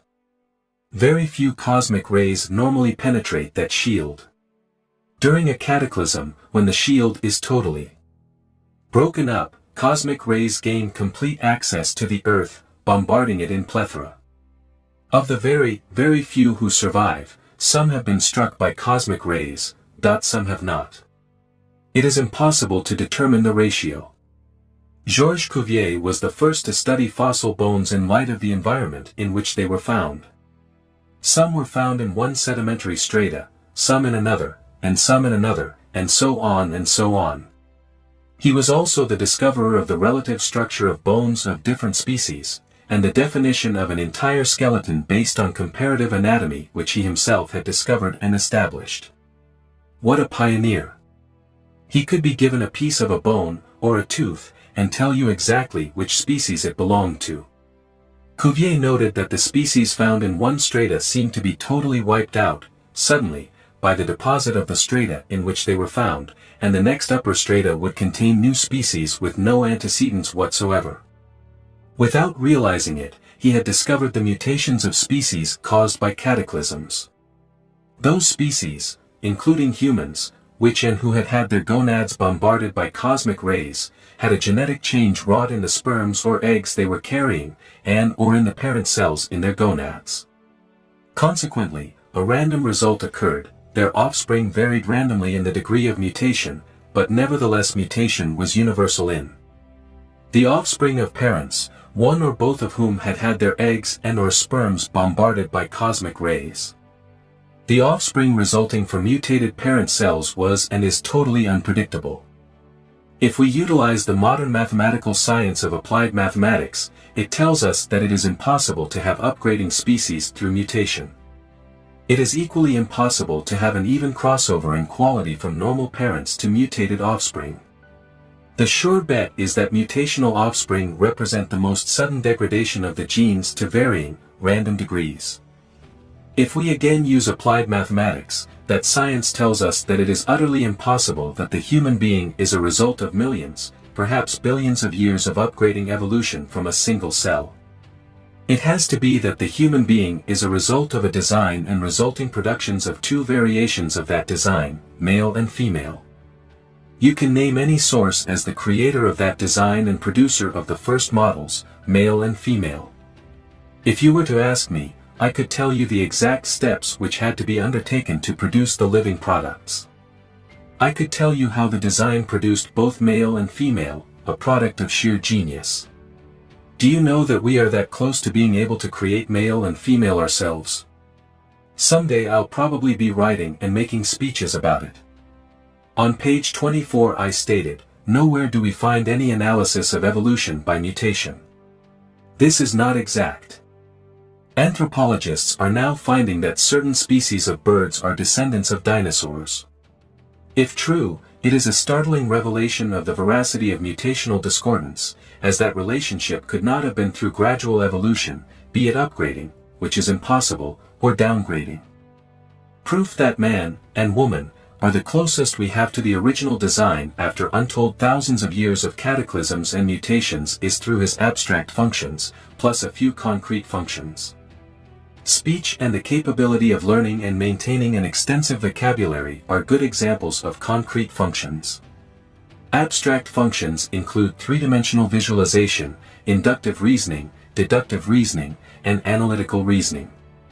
And of course we must include empathy. Even some species of humans are totally lacking in empathy. In any case, humans have unique and more complete brains than any other species. Remember that, especially in the years preceding and following a cataclysm, those without empathy turn criminal first. If there is any doubt in your mind about that, just read the newspapers. Watch TV news. Watch TV crime documentary programs. Think it over. Then draw your own conclusions. Jesus as history. There are 3 passages in the Bible which concern us from the viewpoint of history alone. They are in the New Testament: 1. Matthew 27 verse 34 and 45 through 50, 2. Mark 15 verse 33 through 37, 3. John 19 verse 28 through 30. 34 They gave him vinegar to drink mingled with gall, and when he had tasted thereof, he would not drink. Now from the 6th hour there was darkness over all the land unto the 9th hour. And about the 9th hour Jesus cried with a loud voice, saying, Eli, Eli, lama sabachthani? That is to say, my God, why hast thou forsaken me? Some of them that stood there, when they heard that, said, This man calls for Elias. And straightway one of them ran, and took a sponge, and filled it with vinegar, and put it on a reed, and gave him to drink. The rest said, Let be, let us see whether Elias will come to save him. Jesus, when he had cried again with a loud voice, yielded up the ghost. 33 And when the 6th hour was come, there was darkness over the whole land until the 9th hour. And at the 9th hour Jesus cried with a loud voice, saying, Eloi, Eloi, lama sabachthani? Which is, being interpreted, my God, why hast thou forsaken me? And some of them that stood by, when they heard it, said, Behold, he calls Elias. And one ran and filled a sponge full of vinegar, and put it on a reed, saying, Let alone, let us see whether Elias will come to take him down. And Jesus cried with a loud voice, and gave up the ghost. After this, Jesus, knowing that all things were now accomplished, that the scripture might be fulfilled, said, I thirst. Now there was set a vessel full of vinegar, and they filled a sponge with vinegar, and put it upon hyssop, and put it to his mouth. When Jesus therefore had received the vinegar, he said, It is finished, and he bowed his head, and gave up the ghost. Luke had a totally different view of the sequence of events. He didn't even record whether Jesus said he was thirsty, as John did. He didn't record the words Jesus spoke as Matthew and Mark did. Starting with the verse where he did agree with the others, let's look at Luke 24 verse 44 through 46. 44 And it was about the 6th hour, and there was a darkness over all the earth until the 9th hour. And the sun was darkened, and the veil of the temple was rent in the midst. And when Jesus had cried with a loud voice, he said, Father, into thy hands I commend my spirit, and having said thus, he gave up the ghost. You can see that Luke omitted the scene where Jesus spoke the words Matthew and Mark quoted and interpreted, and which many in the crowd thought were Jesus saying he was thirsty, and of which John thought so little of it that he merely quoted Jesus as saying, I thirst. Luke also omitted the action, after Jesus' strange words, of someone, thinking Jesus was thirsty, putting vinegar on a sponge, then putting the sponge on a reed, and giving the vinegar to Jesus. Matthew, Mark and John related this sponge and vinegar scene, which Luke omitted completely. It would seem that we should pass by Luke as a credible witness. Now let's discuss those words which Jesus spoke, so vividly described by Matthew and Mark. Eli, Eli, lama sabachthani, and Eloi, Eloi, lama sabachthani. Both Matthew and Mark put a question mark after their quote of Jesus' words. When Jesus spoke them, he created quite a bit of confusion. Some said, Hey, he's calling Elias. Maybe he'll come and save him. Others said that he was thirsty. John said simply, Jesus said, I thirst. Someone in the crowd, thinking Jesus had said he was thirsty, soaked a sponge in vinegar, put it on a reed and held it to Jesus' mouth. We must give immense credit to Matthew and Mark for writing down as best as they could the sounds of the words Jesus spoke. From what they wrote, we know that no such words existed in Hebrew at that time.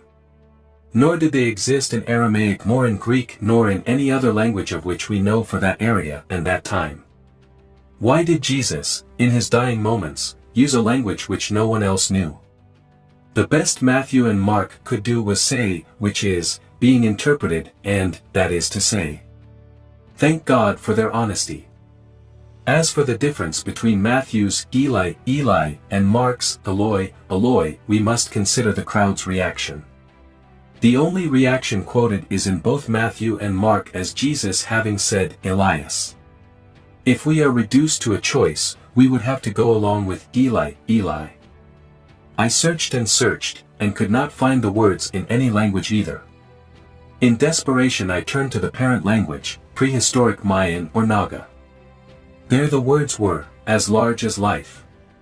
Heli, Heli, Lamat Sabak Ta and I am fainting, darkness is overcoming me. Since Jesus is quoted as having cried with a loud voice in both Matthew and Mark, perhaps we should quote the translation to be, I am fainting. Darkness is overcoming me. This opens up a bucketful of questions and controversies. Imagine what I was faced with as soon as I found the translation. I was faced with a mountain to climb. If I didn't climb it, I would never sleep again. I knew that, like solving the puzzles of cataclysmology, this problem would never leave me alone, mainly for the sake of my own and my dear wife's curiosity. 100 questions crossed my mind. Well, maybe not 100. But a plethora of them, anyway. Why did Jesus, in his dying moments, speak a language which no one whom we know of heard him speak before? Was he naturally reverting to a language he had spoken as a prime language in earlier years? If so, where had he been to have picked up that language? And used it habitually? Let's again look to the Bible as history. A good place to start is Luke 2 verse 41, where Jesus' parents are mentioned. 41 Now his parents went to Jerusalem every year at the feast of the Passover. And when he was 12 years old, they went up to Jerusalem after the custom of the feast. And when they had fulfilled the days, as they returned, the child Jesus tarried behind in Jerusalem, and Joseph and his mother knew not of it. But they, supposing him to have been in the company, went a day's journey, and they sought him among their kinfolk and acquaintance. And when they found him not, they turned back again to Jerusalem, seeking him. And it came to pass, that after 3 days they found him in the temple, sitting in the midst of the doctors, both hearing them and asking them questions. And all that heard him were astonished at his understanding and answers. And when they saw him, they were amazed, and his mother said unto him, Son, why hast thou thus dealt with us? Behold, thy father and I have sought thee sorrowing. And he said unto them, How is it that ye sought me? Are you not known that I must be about my Father's business? This one story tells us that Jesus had to be a genius of his day. Also, it tells us that he had an affinity for dropping in at the temple to share minds with the adult intelligentsia on an equal plane. One more fact should be taken into account in our summation of contributing factors, and that is that there is a total of only 55 days of Jesus' life accounted for in the Bible. We are left with him at age 12 in the incident above, and brought back into his life when he is about 30, Luke 3 verse 23. This leaves about 18 years of Jesus' life unaccounted for in the Bible. Is there any other source? In the mid-1800s, the British Army was stationed in northern India, near the town of Ayodhya, prehistorically known as Ajudhya. They discovered that there was a temple there, of which there were only 3 of that kind in India. In pre-Brahmin India, all temples were of this kind, and were called Nakal temples. The official language of these temples, the British found out, was Naga, or prehistoric Mayan. Curiously enough, there was a tribe in the extreme north of India, called the Naga tribe. This tribe, even today, speaks pure Naga as their everyday language. They told the British of Jesus having been there as a late teenager young adult who attended the Nakal temple as a student and graduate of the temple. He was especially remembered through tradition because he was a genius. Students were taught rigorous courses, from mathematics to medicine, languages, what we call ESP, out-of-body travel, metaphysics as a science, and natural healing. The course was so rigorous that it usually took the lifetime of a normal person to graduate from the temple. Students had to learn Naga. Graduates were called Son of God. It's interesting that Jesus never referred to himself as Son of God, but always Son of Man. The Naga's tale of Jesus includes Jesus becoming a student as a young man, and through his genius. He went through the courses in record time as a student, master and graduate at 25 to 30 years old. On investigating, I found that travel was quite common between the Holy Land and India in Jesus' time. He could have made the trip there very easily at 15 to 20 and back just as easily 10 to 15 years later. We are also informed of Jesus' proclivity for dropping into temples just to have intellectual and spiritual discourse with adult intelligentsia. Imagine his going to India, happening onto the Nakul temple, dropping in for some discourse, and afterward deciding that there was the place for him to stay and really learn. Spending 10 to 15 years learning to speak and write Naga, and speaking it as his sole language for that duration, certainly would account for his reverting to it on the cross as his natural language. There is another point in question which has to do with doctrine taught at the temple. The entire philosophy of religion as Jesus taught it was exactly as he had learned it at the temple. Never would he have entertained the thought that God would or might forsake him, under any circumstances whatsoever, on or off of the cross, or anywhere. Only humans would. At this point we should summarize everything we can about the events surrounding the moments when Jesus spoke those words on the cross, and apply whatever reasoning we can in order to cover every aspect involved toward either verifying or refuting our translation of his words. First, our only reasonable source of the words Jesus actually spoke is through Matthew and Mark. Second, it is abundantly clear that Jesus spoke in a loud voice. There is a difference between listening to sounds and hearing them. Matthew and Mark listened to him to the extent that they were able to write down the phonetics of what Jesus said to the best of their ability. We should recognize that their attention to the details of the phonetics was enhanced by the loudness with which Jesus spoke. John didn't pay much attention to detail, he just heard Jesus speak loudly, and assumed that Jesus said merely, "I thirst," without even attempting to listen to or write down the phonetics of the words Jesus spoke. Third, our only primary source of the meaning those words is through Matthew, Mark, and John. Matthew said, that is to say, Mark said, which is, being interpreted, and John said, Jesus said, "I thirst."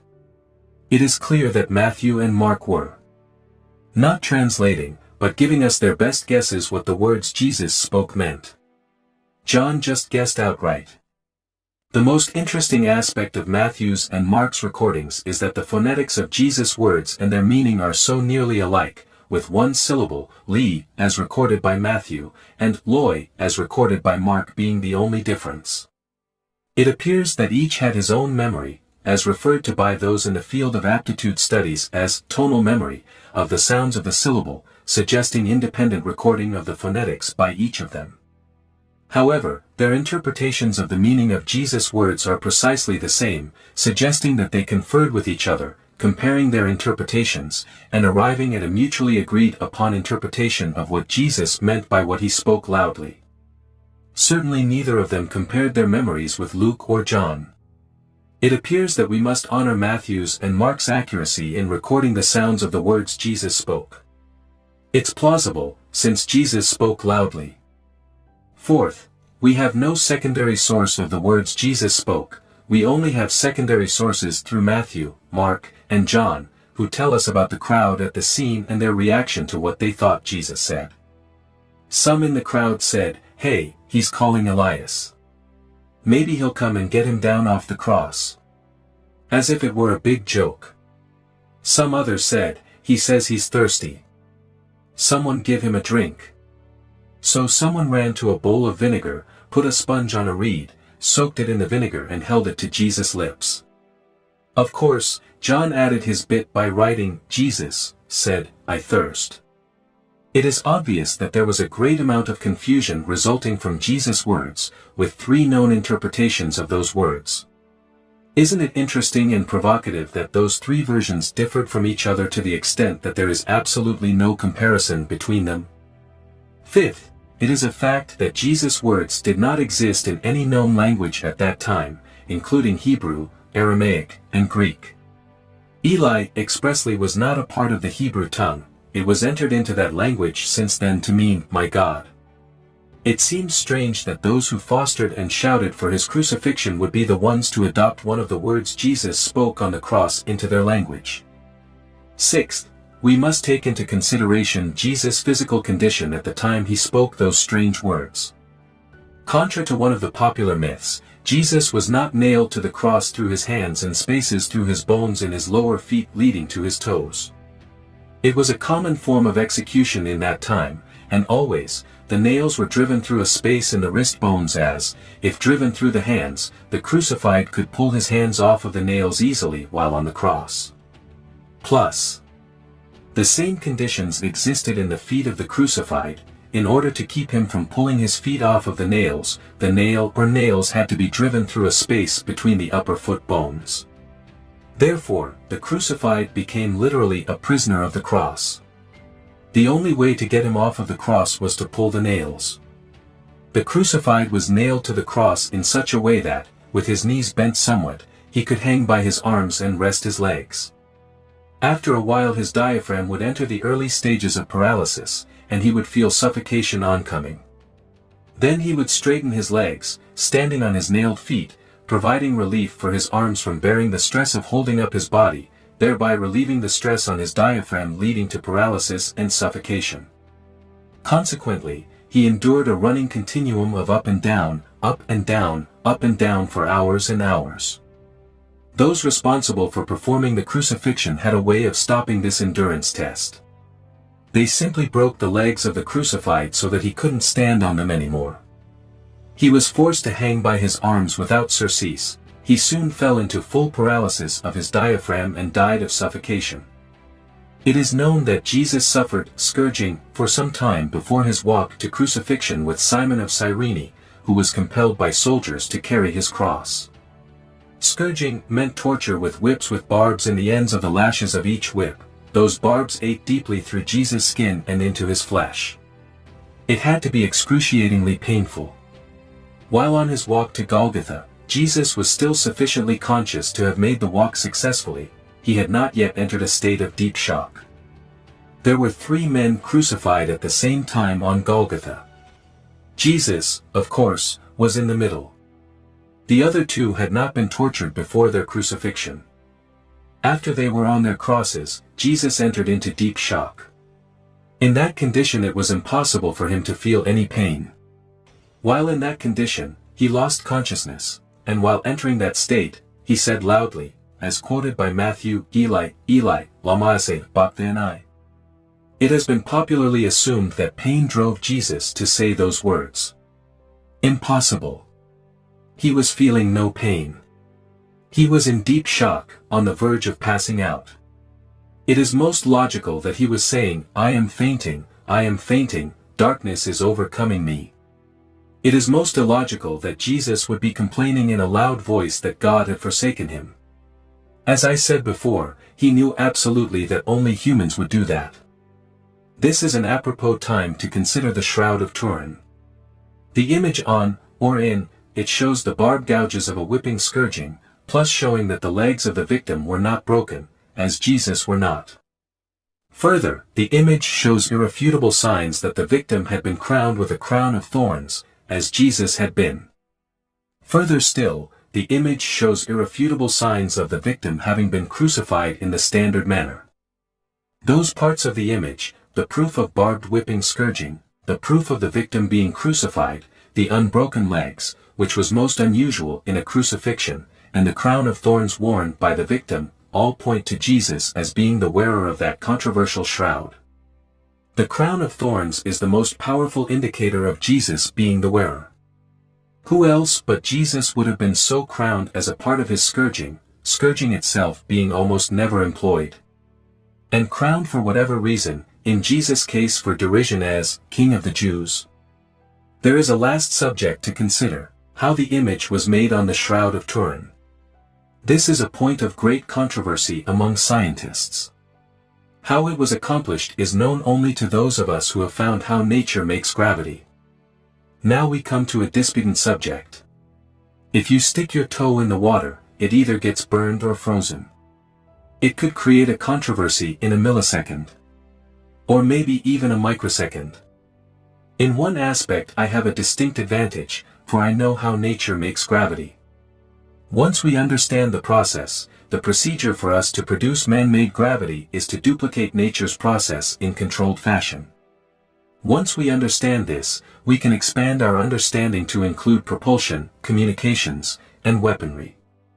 Any nation, large or small, which finds this process will have the world at its mercy. Any nation which discovers how to use it for any one of the three purposes automatically has the other two. Any nation, even the smallest, having all three processes will control our planet with unchallengeable invincibility.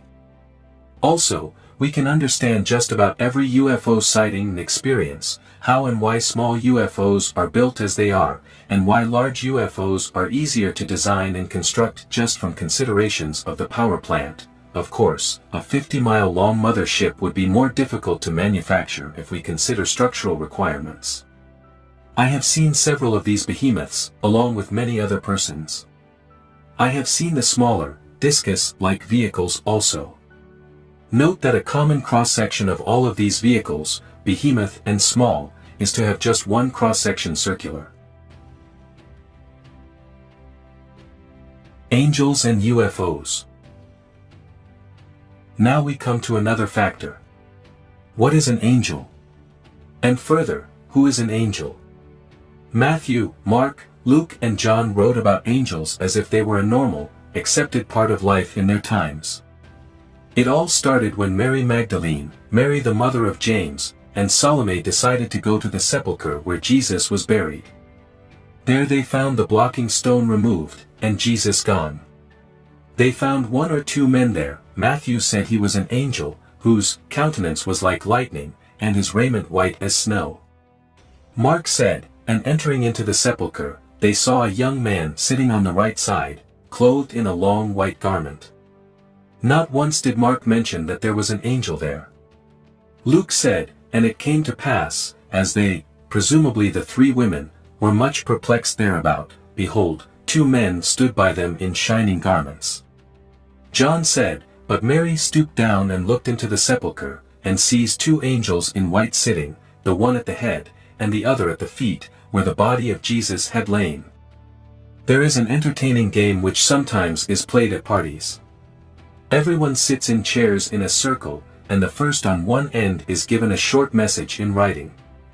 Each person relays the message verbally, whispering the message into the next person's ear until the last person in the circle receives it and writes it down. Invariably the two written messages bear little resemblance to each other. If we go through the circle, each one telling what the message was that he received, we find that the message deteriorated each time it was relayed.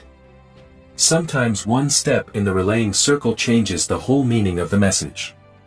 Try it sometime when you're at a party. It's fun and revealing. The strange thing is that the mathematics of communications theory, an exact science, predicts this deterioration in relaying intelligent information. The more links in the relay, the more the deterioration. The worst series of links is to have all of the links human, like the ring of chairs, one person per chair. The more persons, the more ridiculous the deterioration. Now none of Matthew, Mark, Luke and John were at the sepulchre, so what they wrote was not first-hand information. Even if each one of them had spoken to the same woman of the three who went to the sepulchre, her story could or would have differed each time she told it to one of the four. Or, if each of the women told the story to a different disciple, the story most certainly would have varied. Further, if none of them told the disciples the story, but the disciples were told the story by a mix of secondary sources, it would have varied greatly. The fact is that we don't know how Matthew, Mark, Luke and John got the sepulchre story. That can't be changed. In spite of all of the differences between the four relatings of the same story, we have to take into account each version, if nothing more than just to see where we stand. Matthew stated, one angel, countenance like lightning, raiment white as snow, the angel spoke to the women, all had fear of the angel.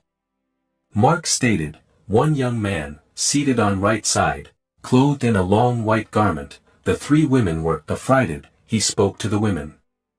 Luke stated, 2 men in shining garments were standing by the women were afraid, both spoke to the women, saying the same words.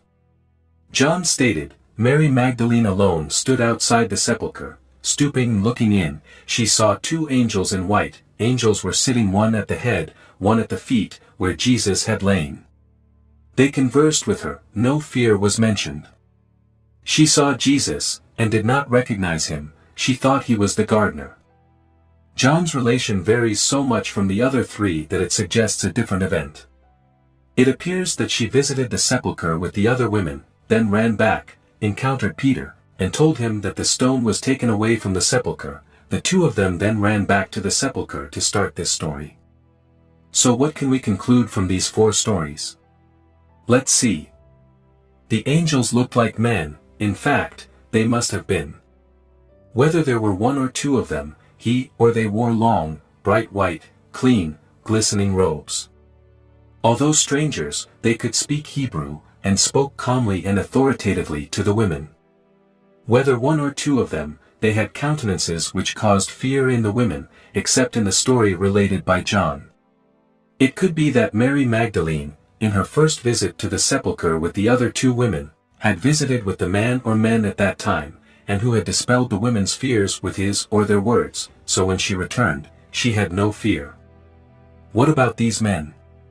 They were not known anywhere, they were dressed totally differently than anyone in the area, or even far away from that area, they showed absolutely no fear of anyone or anything, and Matthew stated that the angel of the Lord descended from heaven and rolled back the stone from the door of the sepulchre. I'll bet a pound of earth that he was waiting at the sepulchre for those who crucified Jesus to show up, hence his countenance was like lightning. It looks as if we must conclude that these men, these angels, came to earth in their space vehicle to take care of the aftermath of Jesus' crucifixion. Let's say that their space vehicle was an Ezekiel's wheel. Any dissenter's only alternative to this is name-calling. So why would these men, these angels, watch over Jesus? The only answer is in legend, in that they watched over him because he was a genius, a man who had graduated from the Nacl temple in so short a time that he could spend his life taking his learnings of the true faith from the temple, turn them into teachings, taking them to the rest of the world. These people from other worlds never come here to live because this planet is the garbage dump of the universe. We murder, rape, steal, wage war, killing millions. There are millions of young girls and women of the Eastern Hemisphere sexually mutilated to prevent them from having sexual intercourse before marriage. There is forced prostitution by kidnapping, child females being sold into marriage, then sold into prostitution, out-and-out slavery, greed beyond comparison, wanton destruction of our planet by pollution and greed, unbridled reproduction without responsibility, the spread of death-dealing, disease by irresponsible action, all of these deeds being perpetrated as commonly as you and I sprinkle salt on food. On top of this, we have a worldwide addiction to narcotics and narco-selling. We have wife beating, girlfriend beating, child beating, and murder on an unprecedented scale in our country, so prevalent in other countries that it is a matter of normalcy. Rape is so common the world over that if we were to stop it, knowing where and how to stop it would be as difficult as knowing where and how to stop narcotics abuse and selling, which has the world firmly by the tail now. Governments have deteriorated to a point where our whole planet is near anarchy. Some governments are on the brink of wipeout from losses to AIDS. Let's just take a look at our government, the federal government of the USA. Do you know that every government official who approves of the federal budget violates his oath to preserve, protect, and defend the Constitution of the United States of America? Consequently, each one who approves a federal budget every year is subject to impeachment. Why is each one approving a federal budget not impeached? Because there are too many of them? Probably. Why should each one approving a budget be impeached? Let's see. Our government is in business, in fact over 4,000 businesses. Each and every one of them loses money every year. They make up for their losses every year by asking the legislature to appropriate funds to cover their losses. The legislature appropriates those funds. How our government ever got into over 4,000 businesses to begin with is a question for historians to answer. I won't attempt to analyze it here. The point is, we are in these businesses. How legal is it for our government to be in any business, and what can be done about it? It has always been an axiom of constitutional law that if it's not in the Constitution, the government cannot do it. Perhaps you may remember the occasion during the last months of President Reagan's administration. He was invited to an assembly of seniors of 3 high schools in Florida to address them. In the question and answer period afterward, the valedictorian of each class was allowed to ask a question. When the last one, a girl, rose for her question, the president was being rushed off the stage by his aides. He told her to go ahead with her question while he was walking to the side and rear of the stage. She asked, "What can Congress do?" The president, reaching the right rear corner of the stage with his arm upraised, shouted back, "If it's not in the Constitution, they can't do it," and then he was gone. In law, he was right. In practice, he was dead wrong. Congress and the president have been violating that point of law for years.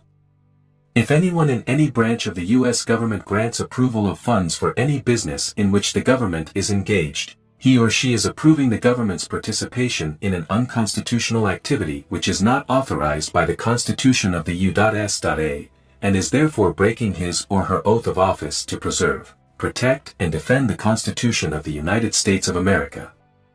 The same goes for any executive, president included, who signs the appropriation of funds or dispenses them. Do you know how much the annual taps on the Treasury by those government business losses cost us? The total of all personal income taxes, estate taxes, and gift taxes. And those businesses, all of them, pay no taxes, and pay no rent. Further, in the history of estate taxes and gift taxes, our government has never netted a dime. They spend all they collect collecting it. Congress has to borrow for that part of the business losses to make up for the non-netting estate and gift taxes. IRS has an estate tax audit rate of 105% to 110% annually. Why can't they trust themselves? Our government lies to its citizenry as policy. Consider how much they have lied to the U.S. about MIAs in Vietnam. When Congress and the President passed the excise tax law during World War II, they promised that the law was merely to raise wartime funds, and that the tax would be repealed right after the war. They lied. Take the case of the Native Americans in southeastern U.S. who had their land confiscated by the federal government during World War II. These Americans were promised that the land was taken for wartime use only, and would be returned as soon as the war was over. To this day the land has never been returned to its rightful owners. The government lied, as usual. Take the case of Bill Benson. He checked, in person, the archives of every state in the nation, plus the National Archives, and discovered that the 16th Amendment never passed. It's the law that never existed. It's an illegal amendment to our Constitution. As a result, Benson did not pay taxes. He was arrested, brought to court, and his attorneys were made to submit more than 80 briefs, one after the other, in an obvious attempt to draw out the case. The judge made Benson perform his archival researches again, this time using procedures ordered by the court. Benson did so again, adhering to those procedures precisely. The results came out the same. So he proved under court-ordered procedures that the tax law, the 16th Amendment to the Constitution, never passed, and is illegally being enforced. Our government lied again. Nevertheless, the court found him guilty, and sentenced Benson to prison. He was on a medicinal schedule with a life-preserving medicine. The prison changed that and reduced him to practically a vegetable. Our federal government is now starting to pass into existence laws equivalent to the Roman Catholic state laws of the 7 centuries of the Inquisition concerning property confiscation, both real and personal, also arrest, accusation, trial and conviction. Our legislative and executive branches have passed a law that makes the arrest of property legal. Innocent persons are being arrested without a warrant, their property arrested also without a warrant, without evidence or proof of guilt. Their bank accounts, homes, cars, personal property arrested. How does a house, or a bank account, or a car, or a doll or bicycle or tricycle defend itself? How on earth does the victim defend himself with all of his estate confiscated? If he proves himself innocent, unbelievably, he is allowed to buy back his property. With what? No bank account, property, cash, credit, or business. Will someone please convince me that our government has not deteriorated? Even if they repeal or modify this law, they passed it to start with. What next? The sovereignty of our nation is vanishing. A citizen of another country can walk the streets of our country and arrest anyone he hears saying anything that he doesn't like. President Lincoln predicted that our nation would die from action within, not from external attack. How right he was. Now we are being made to pay for the criminality our government allowed for years by SNL and bank officers, executives and owners, amounting to billions upon billions of dollars.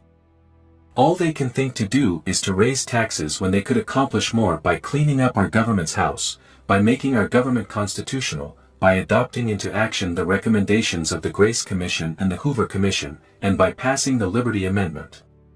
It's impossible to expect the legislators and executives to change their course to that extent. They are too far down the trail leaning on the destructive habits they are used to. The Constitution specifically states that Congress has the power and authority to coin money and regulate the value thereof. Nowhere in the Constitution is the right to delegate that authority and responsibility granted under any circumstances whatsoever. Congress unconstitutionally delegated that authority and responsibility to a private bank, and it is costing our nation its economic lifeblood in interest. There is terrible conflict of interest here. That bank wants the national debt to increase, it earns them more interest. Deterioration of our government is achieved by the people in it approaching a cataclysm, bringing down their nation, just like the mice in the extremely low-density magnetic field environment experiment. In the mice experiment, we see universal forcible rape around the clock and cannibalism as the ultimate signs of criminality during a low-density magnetic field environment. In humans, we can see different refinements of that degree of criminality. Remember, those without empathy turn criminal first. Greed is the most common denominator contributing to criminal behavior. Rape and beating and murder follow closely. Behind all of the billions of the financial institutions debacle is the greed of those causing the disaster. Common to all criminal disaster is the criminal's mental state that they will get away with their crimes, that no one will ever know. That is common to just about every criminal's mind. When those in power in the financial world are touched with this thought combined with their lack of empathy, they have entered into the world of crime. They might as well stand alongside the rapists, beaters, thieves and robbers, murderers, and be counted. They're all non-empathetic, leveling criminally with the lowering magnetic field density of our planet as it approaches the next cataclysm. This is not an apology for their criminality. It's a damnation of welcoming oneself into an adulthood of no empathy, and the consequences are explicit. We are all responsible for our own acts, our own empathy. This page is for the icing on the cake. The Constitution of the United States of America states bluntly, Article 4, Section 4. The United States shall guarantee to every state in this Union a republican form of government, and shall protect each of them against invasion, and on application of the legislature, or of the executive, when the legislature cannot be convened, against domestic violence. Italics mine. The only process through which this guarantee, made in the supreme law of our nation, can be kept is through the United States government, the President and the legislature. Note that the italicized provision does not specify armed invasion, it includes any and all kinds of invasions. The states of our nation have been invaded by some 6 million illegal immigrants plus 3 million more this year. Total taxpayer costs, $35 billion. Why has our government not honored its responsibility constitutionally assigned to it? Why are U.S. citizens losing their country to illegal aliens? Abraham Lincoln said it in 1838. If USA's destruction be our lot, we must be ourselves its author and finisher. As a nation of freemen, we must live through all time, or die by suicide. Jesus and Cataclysms. Now we come to the subject of Jesus and cataclysms. Matthew and Mark are the only places in the Bible where Jesus is quoted as discussing the subject. First, let's look at Matthew 24 verse 35 through 39. Heaven and earth shall pass away, but my words shall not pass away. But of that day and hour knows no man, no, not the angels of heaven, but my Father only. But as the days of Noah were, so shall also the coming of the Son of Man be. For as in the days until the flood came, and took them all away, so shall also the coming of the Son of Man be. Jesus follows this with examples and parables, exhorting his listeners to be prepared for the next flood. In 2400 hours 42 in says, Watch therefore, for ye know not what hour your Lord doth come. The parables include the famous one about the 10 virgins, 5 wise and 5 foolish, again was exhorting his listeners to be prepared. How many times has this scripture been read to us from a pulpit with no reference to Jesus' warning of a forthcoming inundation or cataclysm? Mark offers a different version of the same discourse Jesus gave to one of his disciples. Here are some excepts. 13:14. But when ye shall see the abomination of desolation, spoken by Daniel the prophet, standing where it ought not, let him that reads understand, then let them that be in Judea flee to the mountains. 13:17, 18. But woe to them that are with child, and to them that give suck in those days. And pray ye that your flight be not in the winter. 13:24. But in those days, after that tribulation, the sun shall be darkened, and the moon shall not give her light. 13:25. And the stars of heaven shall fall, and the powers that are in heaven shall be shaken. 13:26. And then shall he send his angels, and shall gather together his elect from the 4 winds, from the uttermost part of the earth to the uttermost part of heaven. Bear this verse in mind when you read postlude. Afterthoughts. I've been debating with myself for many years about 2 items to include in your survival equipment. These items are not necessary for survival, but are of 3 distinct, great advantage for post-survival knowledge. If you do survive, how do you know where you are? Where has the shell of the Earth's crazy rotation taken you? Or shall we say deposited you? And if you lay claim to any land, how do you record it? That means, how do you record it accurately? First of all, take a course in navigation. Purchase for yourself the book, Nathaniel Bowditch's Table *. Also, buy yourself the best sextant you can find. Take care of it as if it were your life's treasure. Learn how to use it, become an expert. It can tell you your location. Learn your constellations of the stars. They will not change, only their location will. Take a sundial with you. If you can, take a globe with you, and 1/16 or 1/8 wide colored tape. You will be able to tape your new equator. For tools, take long and short levels. Take a good stopwatch with you. Your days may be longer or shorter than 24 hours. Take a course in surveying, and become an expert, or have someone with you take this responsibility. Purchase the best transit, tripod, surveyor's rod, and surveyor's steel tape. If you want to record any property you may want to claim, you'll need them.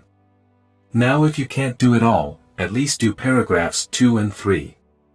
Good luck. Postlude. This is about a legend. I have struggled all through the writing of this shortest of pieces as to where to put it, and I finally was forced into this location for lack of a better place for it. This is not a legend. I have found this legend countless times, which put some aura of authenticity to it. Since it came from many widely separated places, if it did happen, It's more than a supreme coincidence that it did happen in so many places over the world concurrently. If it's a conspiracy to create so many identical legends, it would have taken an incredible, comprehensive and titanic effort to formulate it all over the world, and have not one person give away the fraud. The legend is this: at the beginning of a cataclysm, or maybe just minutes or hours before the start, a plethora of space vehicles descends and picks up those whom they can so that they may survive. The legends describe the scramble to board the survivors to be and the many space vehicles landing at each location. Only survivors not taken could relate it. If it happens to you, be prepared for their ability to communicate with you so that you hear them in your head before they land. Answer, and always be sure to think precisely the words you say, for it is your thoughts that they receive. May the great designer be with you. After effects. Now is just about the right time to review the after effects of a cataclysm. It's difficult to imagine, but it's so, there are constructive byproducts of every cataclysm. In past cataclysms, or perhaps due to only one cataclysm, some species have been eliminated which had hampered the growth of civilization and progress by the human race. A good example is the dinosaurs. Our civilization, since the last cataclysm, known as Noah's or Utnapishtim's flood, grew steadily at a reasonable rate until just a few centuries ago, when it started an upward turn in reproduction rate which is now rampant, uncontrolled, and with no concern for any responsibilities or consequences whatsoever. During the time of reasonable growth, appalling and unchallenged authority was vested in religions and witch doctrine. If we look at one statistic alone, the Inquisition, which lasted over 7 centuries, there were over 3 million humans executed in the warped name of Christianity, most by burning alive at the stake. 98% of those murdered by the church were women. Appalling authority exists today on a stupendous scale in slavery, prostitution, female selling, law, judiciary, medicine, banking, government, plus an astounding authority in being a criminal, a rapist, just a husband in many countries, religions, narcotics trade strong enough to defeat the IRS, plus including any government, and more. We are witnessing an assault on our planet on a scale incomparable to any other time in known history. Pollutants dumped into the ocean are destroying the oceanographic ecology worldwide. Pollutants dumped into the atmosphere from burning organic matter are destroying our air purity worldwide. Pollutants dumped into rivers are destroying those rivers, but further destroying the oceans into which the rivers flow. Rainforests of the world are being destroyed and burned at a rate which is staggering. Timber forests are being harvested and destroyed at an unprecedented rate. Take Cape Cod, Massachusetts, for instance. It is a unique, modern civilization in today's modern U.S.A, in that it has no water supply system other than groundwater. Wells aren't the only source of water, and further, the only sewage system available is septic tanks. City governments on the Cape have allowed developers and builders to build and develop, bringing more pollutants, until the ability of the ground to give pure water and take in sewage is not far from its ultimate doom. And financial pollution. It took World War II to end our 1930s depression. Will it take the next cataclysm to terminate our government's financial debauchery? Greed has so invaded civilization that it has caused severe degradation of both the government and the finance industry, and so degraded industry that disregard of both laws and common sense is practiced concerning the infusion of terrible pollutants into and onto our planet, practiced in the interest of profit. Natural resources are being depleted to where ends of supplies in nature can be foreseen. Behavioral, moral, social and religious standards are deteriorating at a rate never seen before in written history. Terrorism is now a tool of church and state. The only comparable period is the 7 centuries of the Inquisition, when that period of deterioration was through degradation of religious authority. A cataclysm accomplishes many things. It stops unbridled and irresponsible reproduction, being the best population regulator known. It reshuffles all of the Earth's natural resources. It stops the worldwide pollution of our planet, and provides for the restoration of pure water in lakes, rivers and oceans. It provides for the restoration of forests and rainforests the world over. and stops man's process of dehumanizing himself with narcotics, mass crime, and terrible authority. It provides time for restoration of ocean and freshwater life, plus restoration of a pure atmosphere. And, above all, it gives mankind a chance to start over once more, and this time do it right, without intellectual or spiritual imprisonments. The author. Dr. Thomas attended Dartmouth College and Columbia University, graduating from the latter in electrical engineering. As a result of his research and analysis since 1949, Dr. Thomas has become recognized as the world's leading authority in cataclysmology. His cross-correlation research in cataclysmology has demonstrated that the cataclysm logical concepts as presented by Deluc in 1779 and Cuvier in 1812 are definitely more acceptable within international scientific circles than they have been previously. His discovery of the process by which nature makes gravity, which has withstood the test of predictability, has enabled him to analyze many sightings of spacecraft and present a plausible analysis of how these crafts are constructed. He devoted 20 years in the writing of the Adam and Eve story, which included 7 years in retranslating Genesis 1, 2, and 3, for which he was awarded the Doctor of Divinity degree and subsequently ordained as a non-sectarian minister. He is the only person to have formalized the science of cataclysmology, achieved through his first cross-correlating known, accepted data toward proving or disproving whether cataclysms have happened, then deriving the process of cataclysms, followed by the time schedule of cataclysms, and 15 years of research in deriving the trigger.